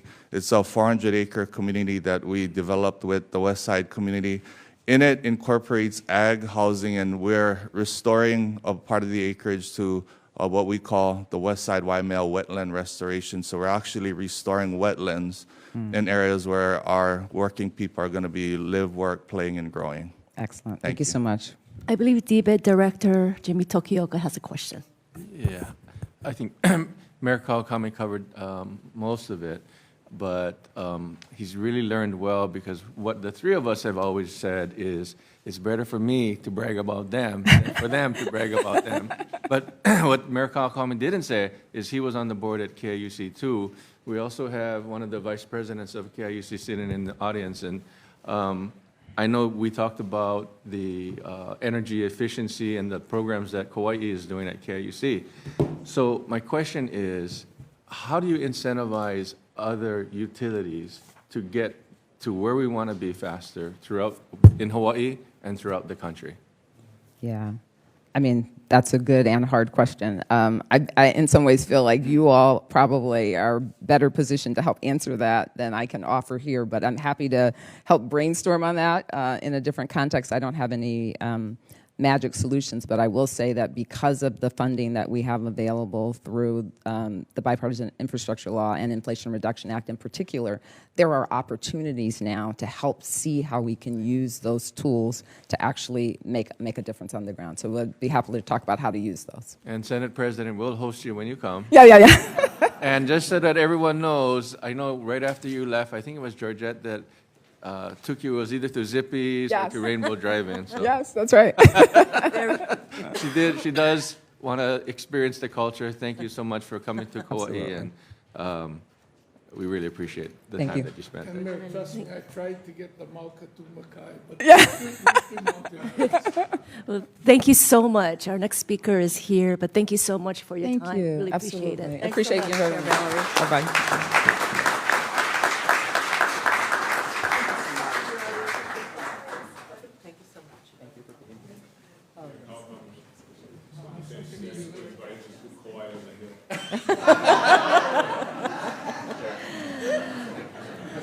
Well, Yeah, if we want to, while we wait on Schumer, he's in the room, maybe we could answer any questions or staff. However you want to. competition going on. Okay, so. Well, I have to say, Maui is kind of catching up, you know, so it's yeah, Kauai has laid down the gauntlet. So, you can even. So there's a lot going on in the Senate, and so our majority leader is on his way, and I'm really grateful that since the very beginning, Leader Schumer has always taken the time to come and greet our group, and so he is on his way. But while we're waiting for him, if anybody has any comments or thoughts that they'd like to share right now before his arrival, then let's do it. You know, Senator, this is my first time to Washington, D.C. Welcome. Thank you. And I think as one of the younger policymakers in the state legislature, it's amazing, I think, to see the work that probably was been done my entire life, being alive and prior to being alive, and seeing what you folks have laid out for us to, I think, to follow up and push forward. And I just want to thank you for creating this opportunity for us in the Hawaii legislature to engage with you folks here at the People's Capital in Washington, D.C. Thank you. Lovely words. I just want to, I love the bantering and the fun competition, and that's always great. But I love this opportunity for us to come and hear together about solutions and hear different ideas from each island and look at different ways that we can collaborate together. And I was particularly, I know we have a little short time with our, to talk about what's happening with that farm bill. But really, I see farm bill as so many interesting avenues, cooperative ways to help do cooperative, innovative farm activities where we can share equipment and save money for farmers and deal with the food safety inspections, or farm worker housing and help address the housing crisis. And then just look at unique examples and also protect native plants. You know, we used to have the Maui onion, and of course, it was very protected. Well, kalo can be protected, maki tea, which is unique to Hawaii, can be protected. So I think there's ways that I'd like to see work with the farm bill on some of those efforts, because I think farming is something that our communities all agree on as an industry wanting to expand our sustainability. It can touch housing, and it can touch industry growth and some of the sustainability contributors. Thank you. Actually, the Farm Bill is somewhat misnamed because there's so much more in that huge legislation than ag, but there's so much. There are housing aspects, there are environmental aspects. We need to be creative. SNAP program is in there. There's a lot in there that support our families and communities. And you know that with some of the legislation that was enacted, we finally have resources that our communities can ask for grant money, et cetera, that can really help. So truly, the word of the day is working together, I'd say. And I think on the Farm Bill, as Secretary Fudge had said, USDA has so many other programs. One of them, which ironically Hawaii has never exercised, is instead of a 30-year payback on financing, would be 40-year payback so that you could lower the cost for housing. And why we've not been able to get any developer to be interested in doing that has been perplexing to me. So that's some of the tools that are there. Anybody else in the audience have anything to get off your chest while we're here? Okay. Well, we can just sit here and look at each other. No, I'm kidding.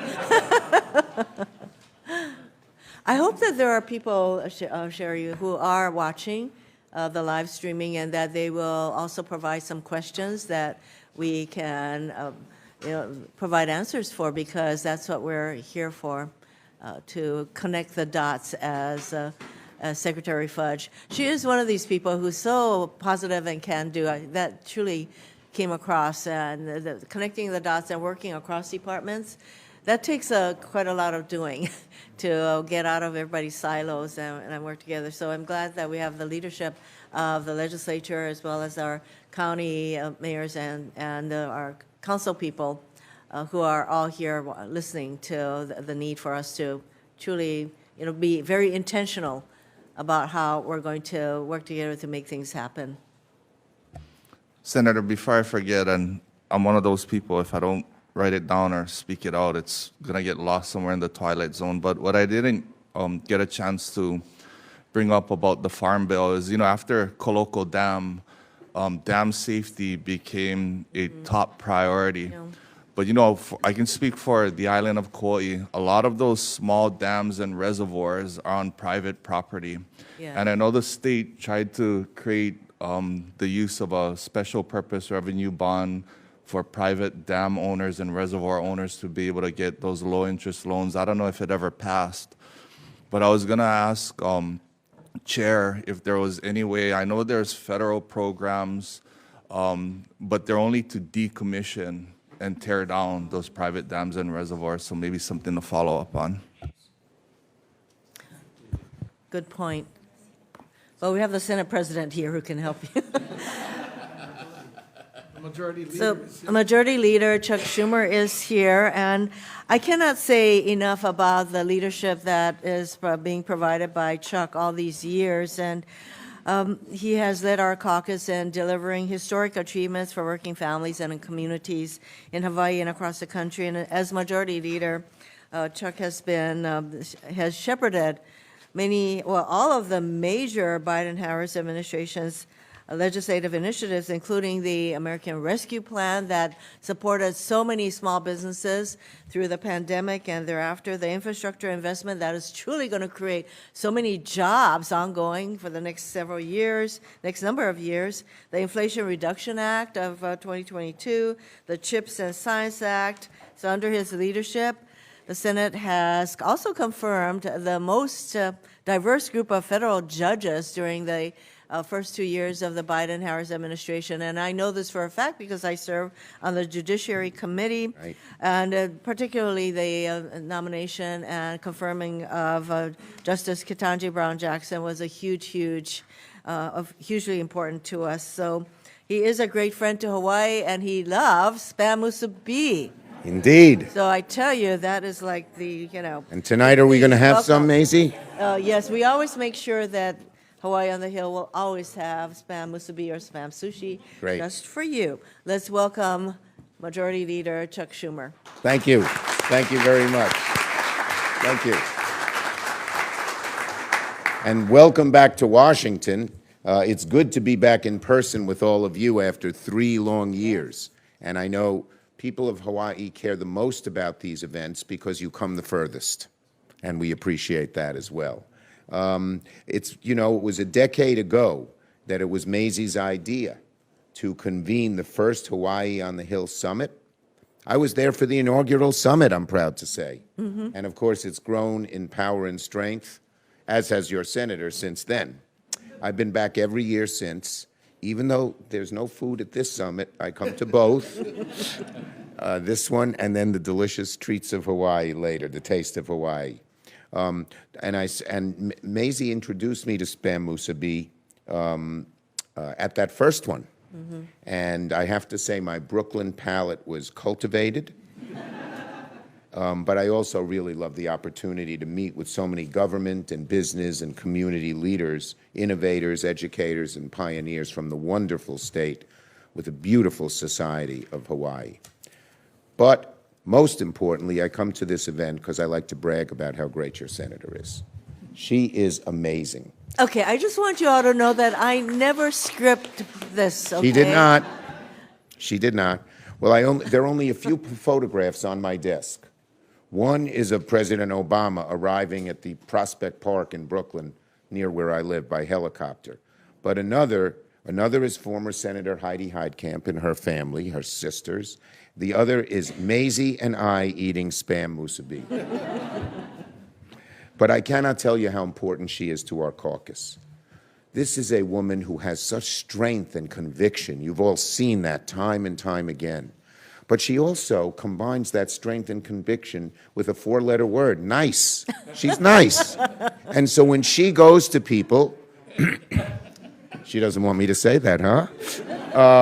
When she goes over to even senators across the aisle and says we need help, they listen to her because they know, first, it comes deeply from the heart and soul, but second, because she has such a nice, endearing way about her. And it's happened, one of the things I remember most is the Violence Against Asian Bill Act. And Maisie, along with Tammy Duckworth, our 2 Asian American senators, led the charge. And there was a lot of opposition. You'd be amazed at the bigotry that exists. You're probably not amazed. But Maisie, I think we lost only 1 vote. We passed the legislation on the floor 99-1. After I fended off Ted Cruz's last-minute effort to amend the bill on the floor, yes, even he voted for it. Right. And so that's a tribute to Maisie on a difficult, contentious bill where you're calling out bigotry, violence, harassment of Asian Americans, which a lot of people don't like, people particularly on the other side of the aisle don't like to admit is real. Maisie was there and passed this legislation. And now there are prosecutors in the federal Justice Department who go after these hate crimes. So it's a great thing. Recently, Maisie was very much involved in making sure we avoided default.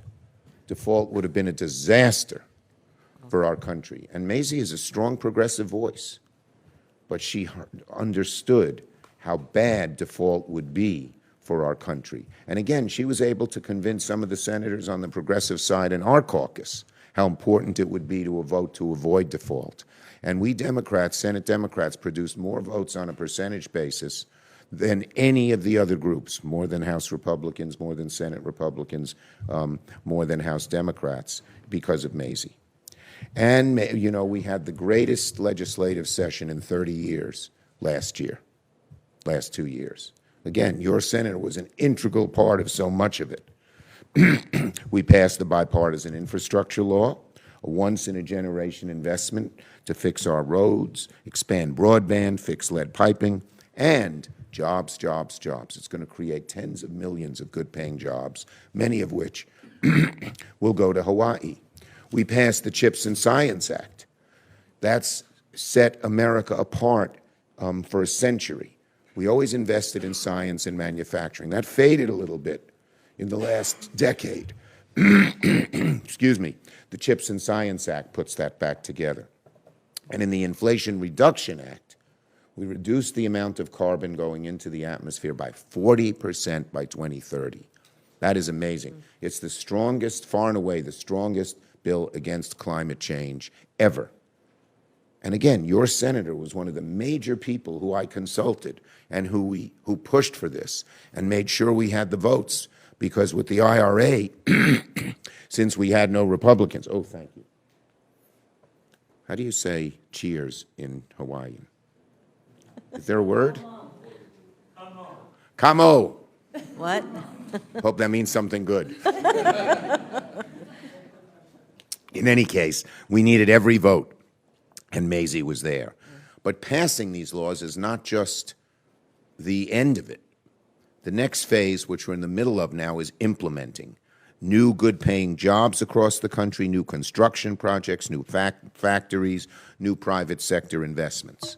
And thanks to Maisie's work, Hawaii is a prime example of how implementation's already affecting things.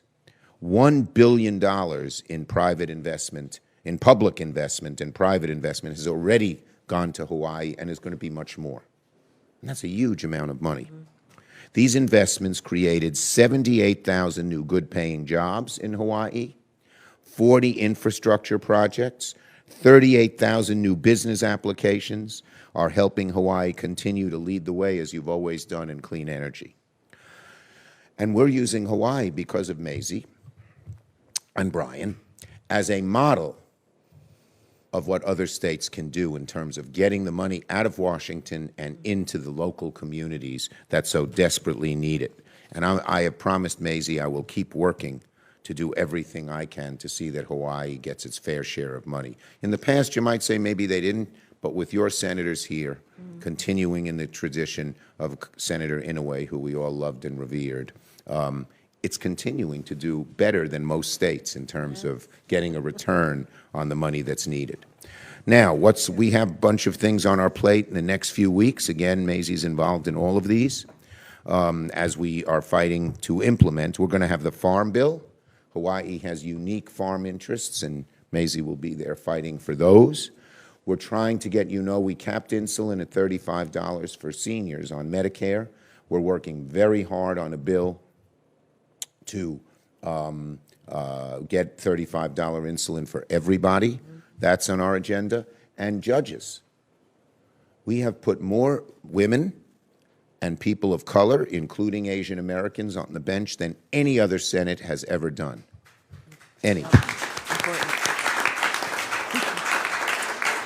In fact, today on the floor is Nusrat Chowdhury, the first Bangladeshi to ever be nominated for U.S. Senate, for a federal judgeship. These federal judgeships are so important. We all saw what the courts can do when we saw the Dobbs and other bad decisions.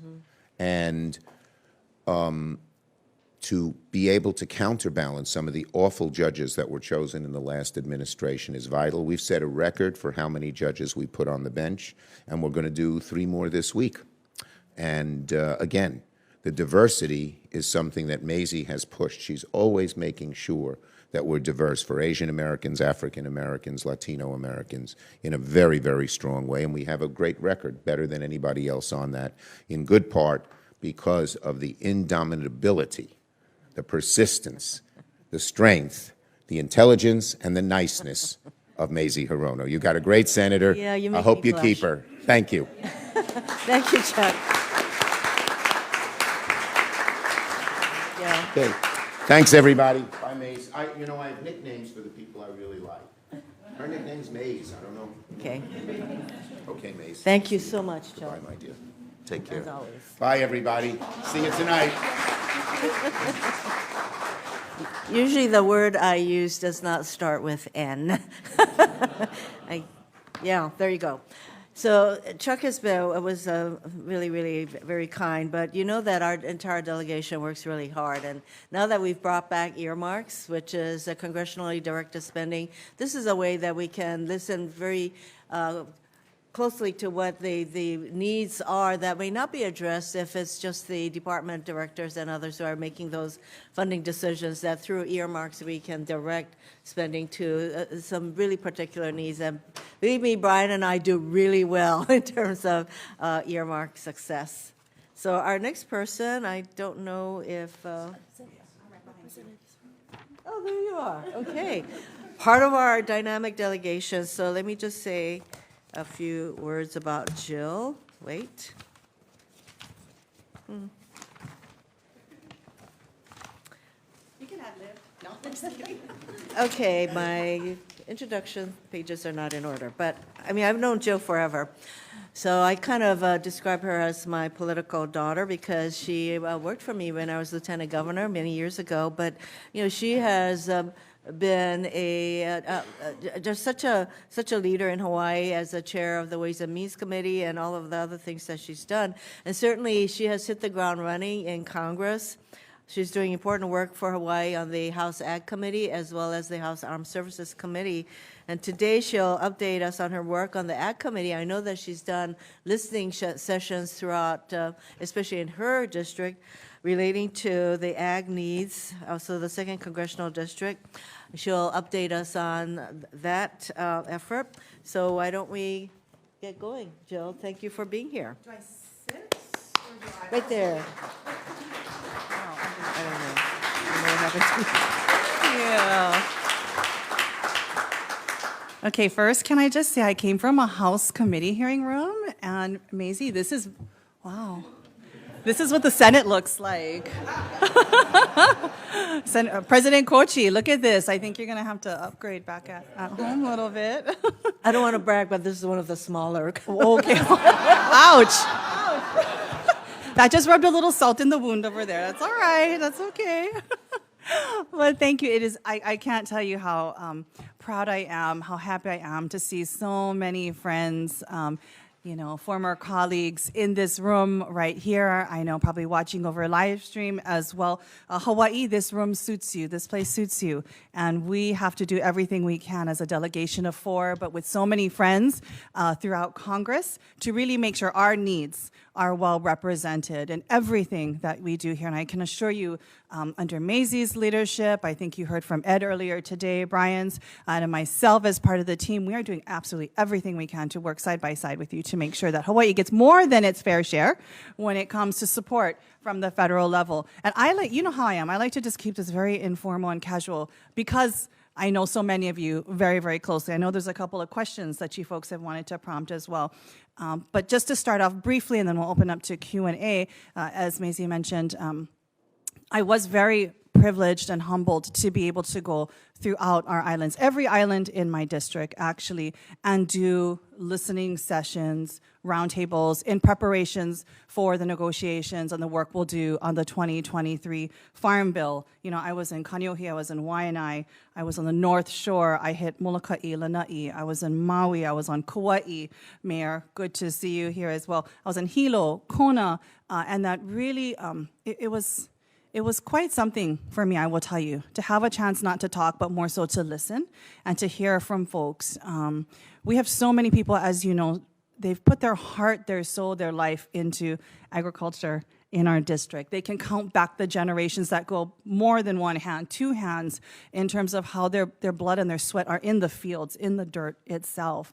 And to, just hear from them how important it was first to be heard, but secondly, how much support and help they really need to make sure that we can look forward through the generations to continue agriculture and what they need for us to do to make that possible.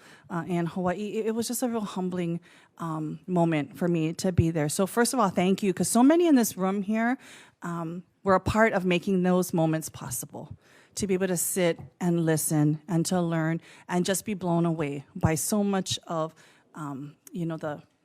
the commitment that we have in our communities to agriculture. So thank you so much for that. And Mayor Bisson right here as well. I mean, the fact that you've got 2 of our mayors here, you've got representation from Hawaii Island as well, and so many from Oahu that have traveled.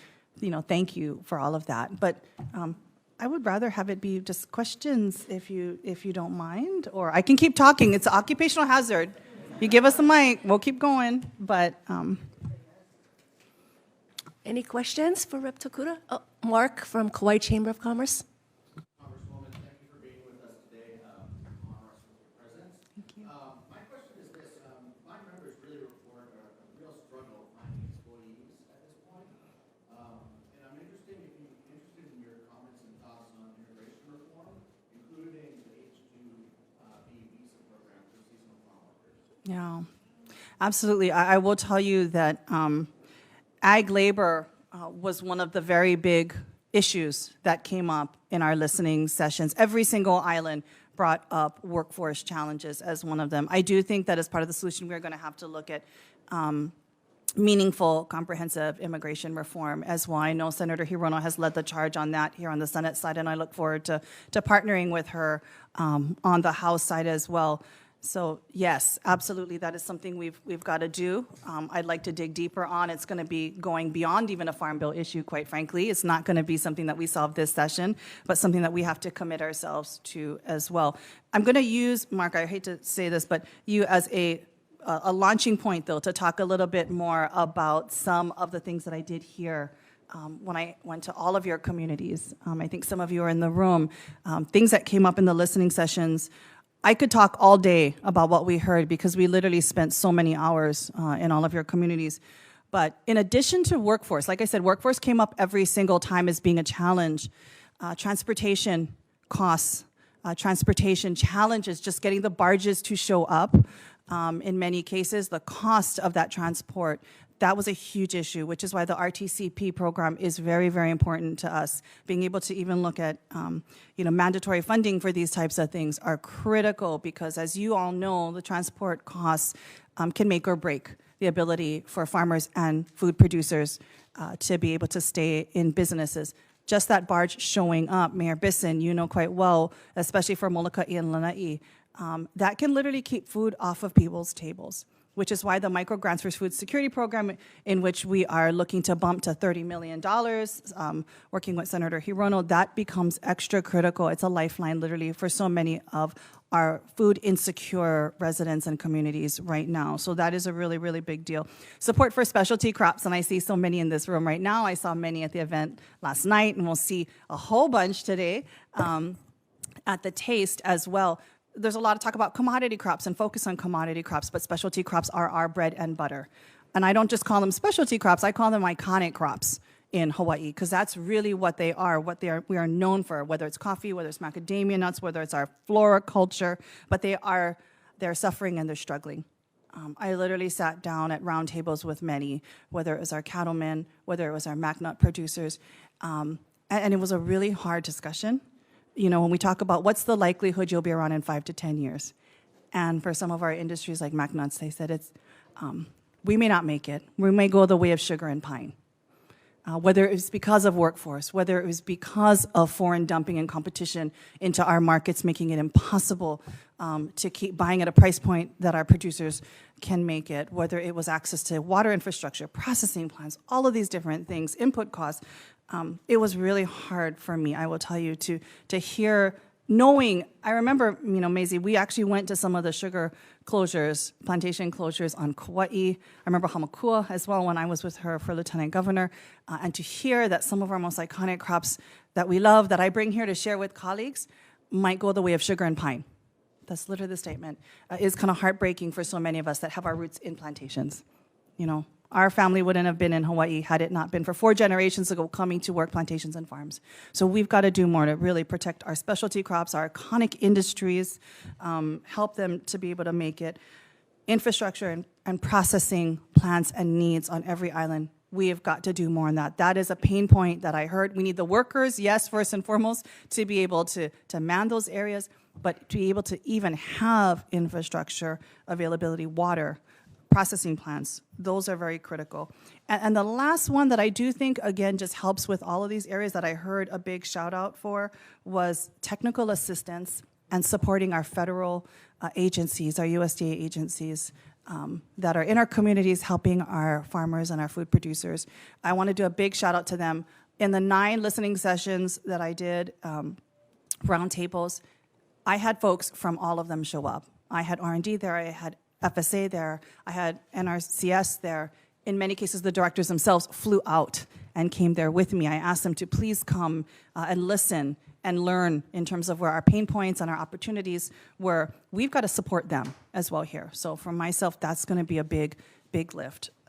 So sorry, I know you just talked about workforce and immigration, but I cheated and I used that as a jumping off point to talk about all of these things that I actually heard when we went out to your communities, all the things that I actually took away from that we now have to fight for and make sure are included in the Farm Bill and beyond. And I can assure you that our delegation's working hard in these areas. Well, Rep. Takuda, our next speaker is here, but we know that you're always accessible and you go out to the communities, so we appreciate all the work you're doing in representing Hawaii. Thank you. And I should have learned that in Congress, you only get 5 minutes. So we should have put the clock on and I would have been all back into that mode. But thank you again for what you do. More importantly, I will see all of you back at home in our communities, and I can assure you that your congressional delegation is fighting very hard for agriculture and everything else we need to survive and thrive. So take care, and I'll see you guys later today. Bye.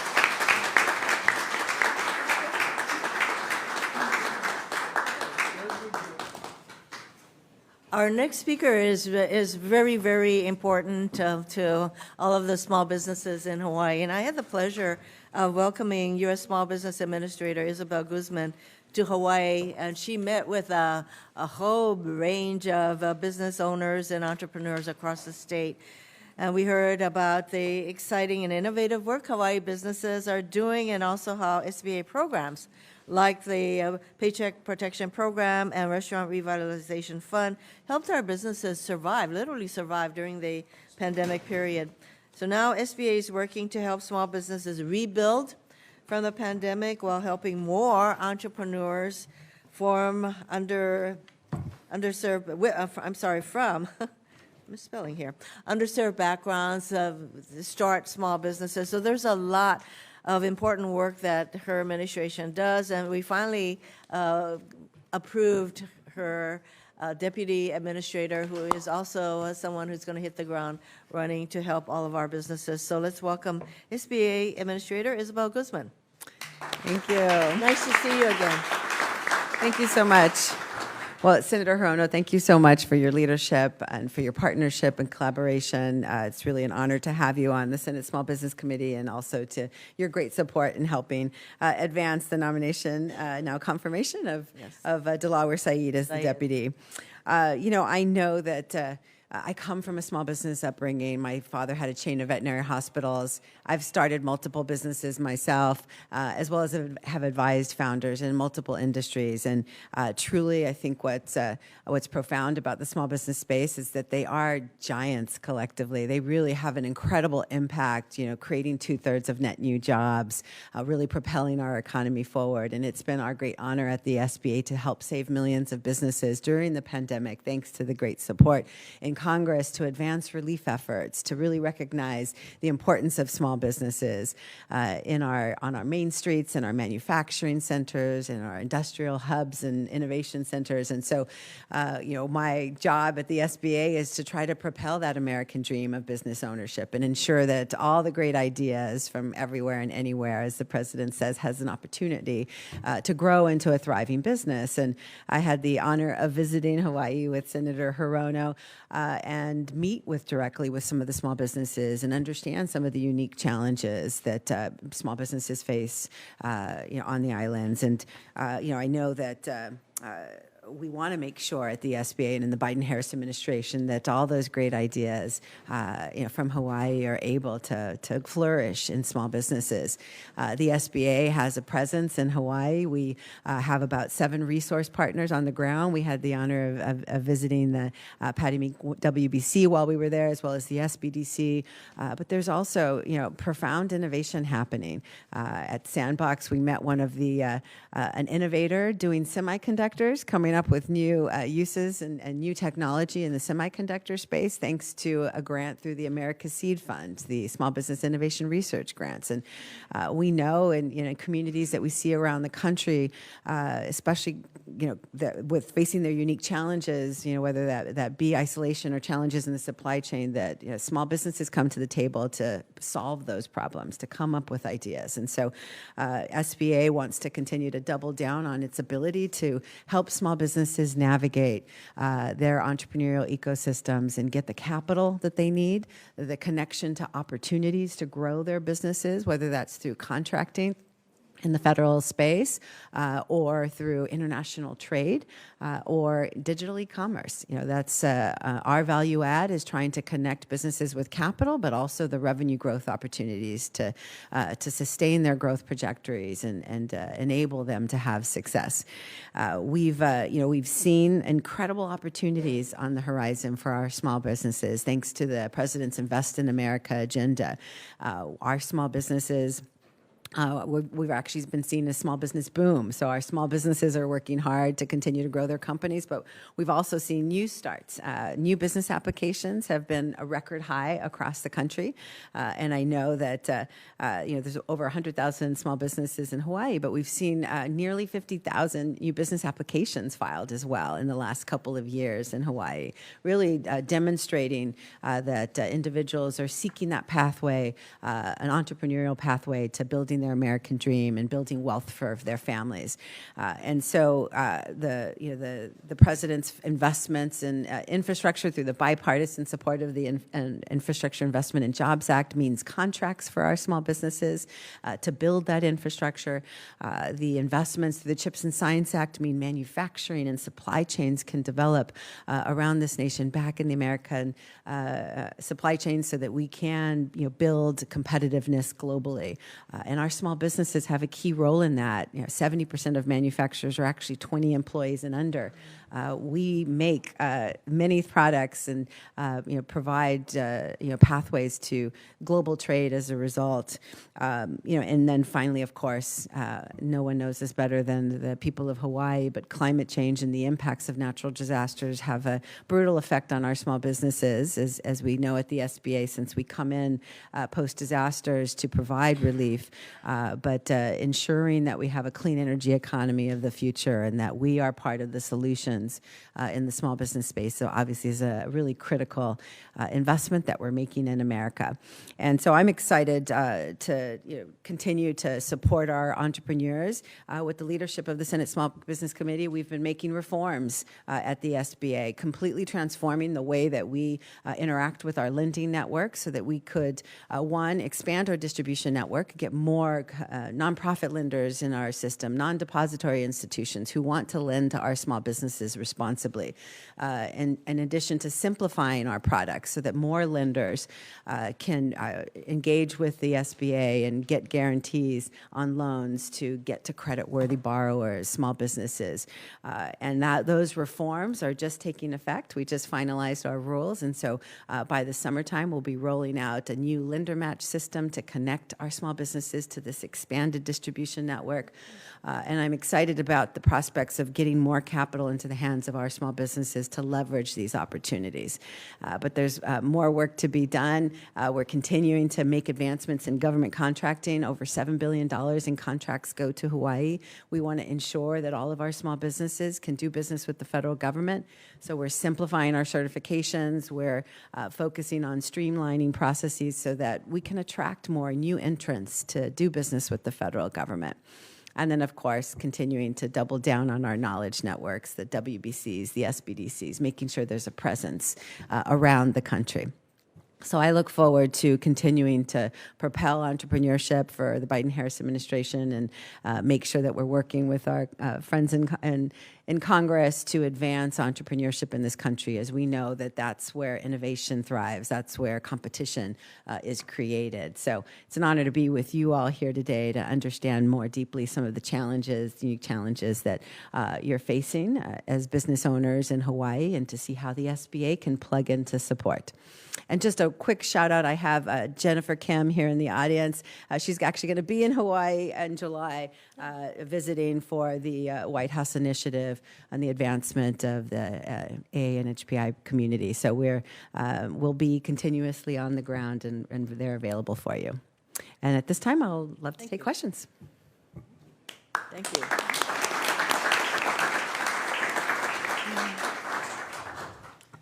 Do we have any questions? Oh, Senator Tim Richards from Hawaii Island. Thank you. Thanks for the conversation on small business. I fully appreciate it. I come from the Big Island.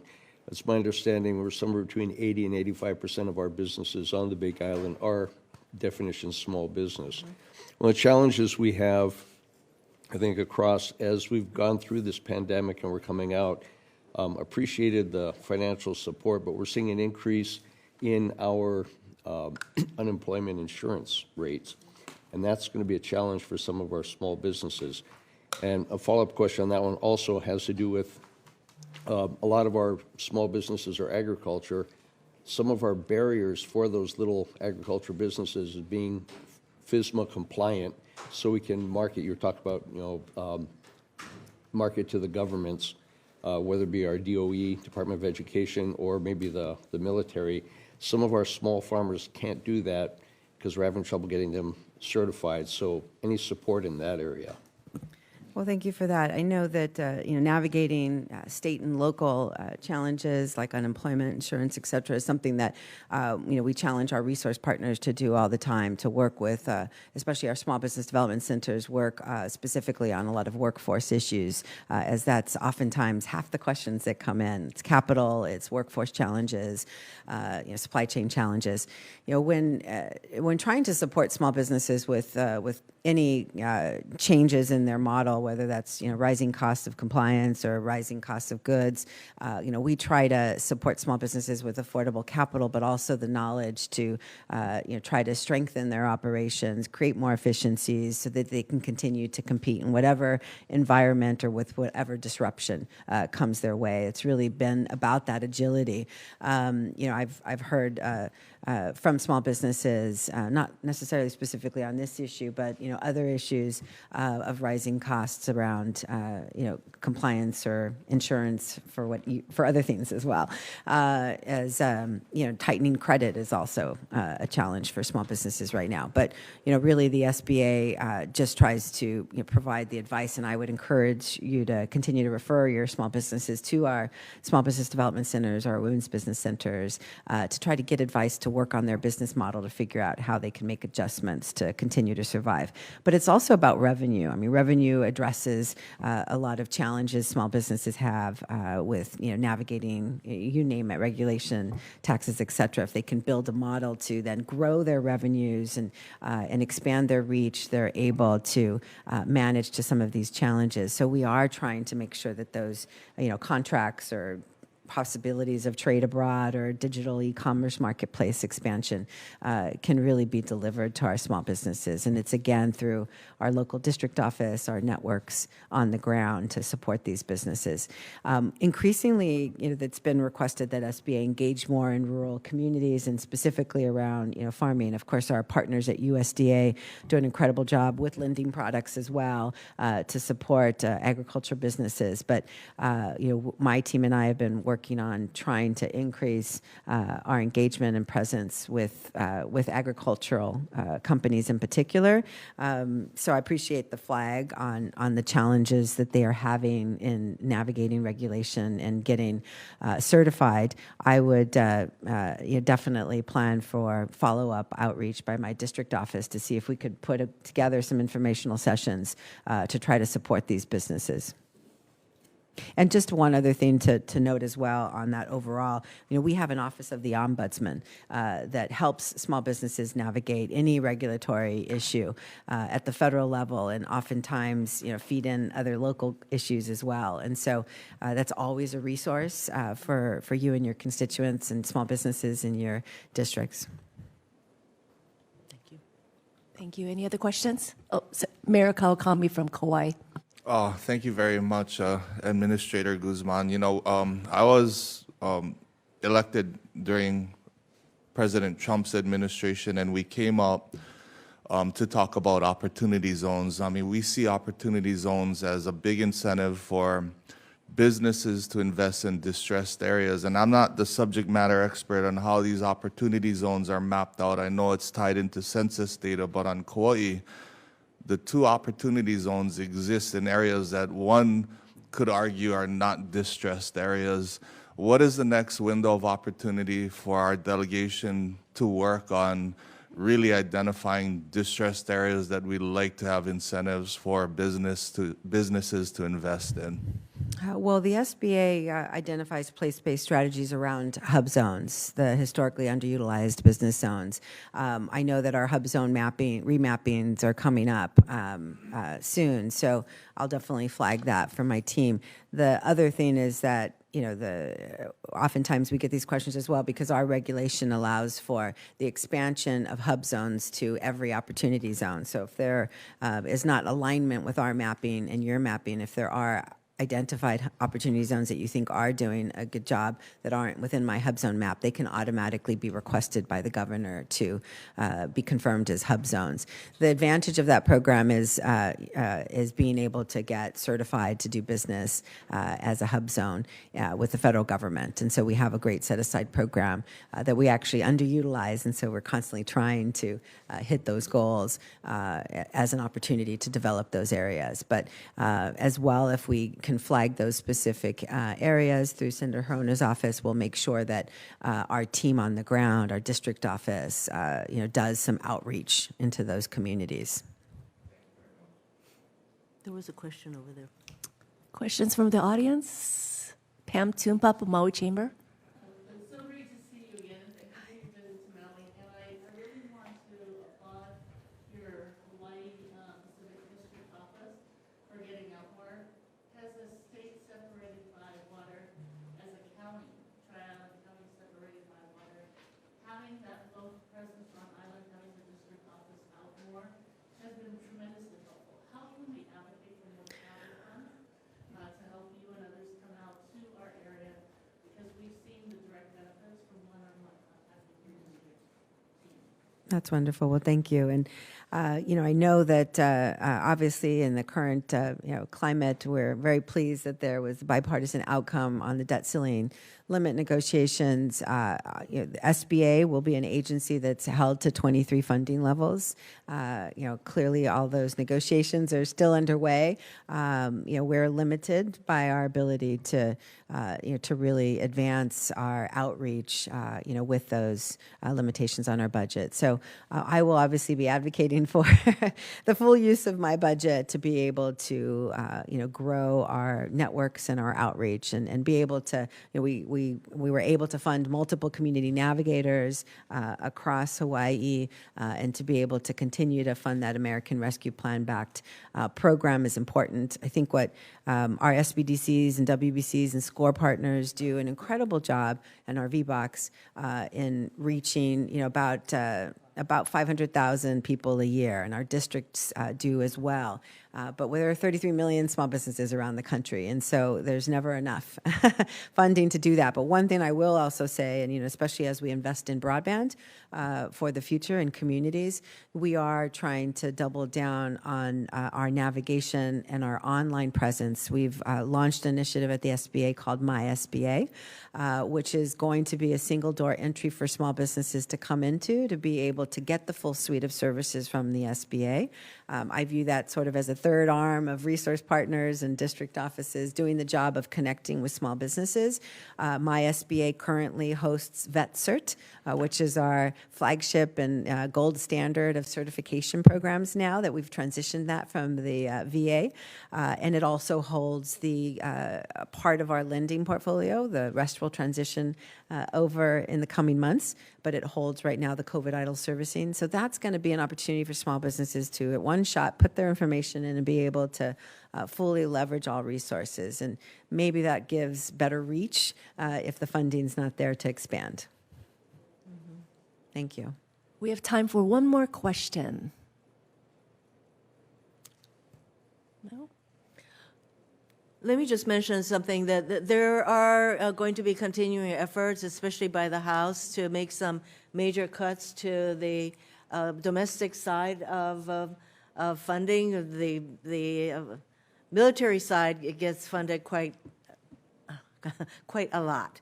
And we're already seeing some cuts on the domestic side, but your program could be cut by something like 20% or more if some of the efforts on the House side bears fruition. What would that do to your ability to help small businesses throughout the country, and definitely in a place like Hawaii? Yeah, well, I've outlined in an op-ed as well that it would be devastating to our small businesses, because that means a massive cut amongst our entrepreneurial development resources, which are the very networks that get on the ground to support our small businesses. And oftentimes that high-touch, technical assistance is needed in communities that we want entrepreneurship to flourish. So our small business development centers, our women's business centers, SCORE, the community navigators, all of that would be dramatically cut. But in addition, while my funding levels authority would remain the same for capital, I wouldn't have the resources internally to process. And so it would slow down funding at a time when you're seeing tightening credit in our lending institutions. Lending institutions are more dependent on a guaranteed product right now that doesn't sit on their books in the same way from a regulatory oversight perspective. And so it would be a devastating impact and hit on small businesses to see capital flows slow and to see our entrepreneurial development, our assistance stop. So we will definitely be very aware of some of these efforts, and that's why it is important for our small business community and our entire business community to understand some of the things that are happening nationally and in Congress, especially the House, that will have a hugely negative impact. So we will continue to push back. Thank you so much, thank you all. Administrator Guzman, for your commitment, because yours is a very high touch office, because you literally, I don't know how many small businesses in Hawaii have been really helped by your office and the resource partners that you work through. So mahalo nui loa from all of us for your continuing commitment to all of us. Thank you so much, and thank you for your leadership. Thank you all.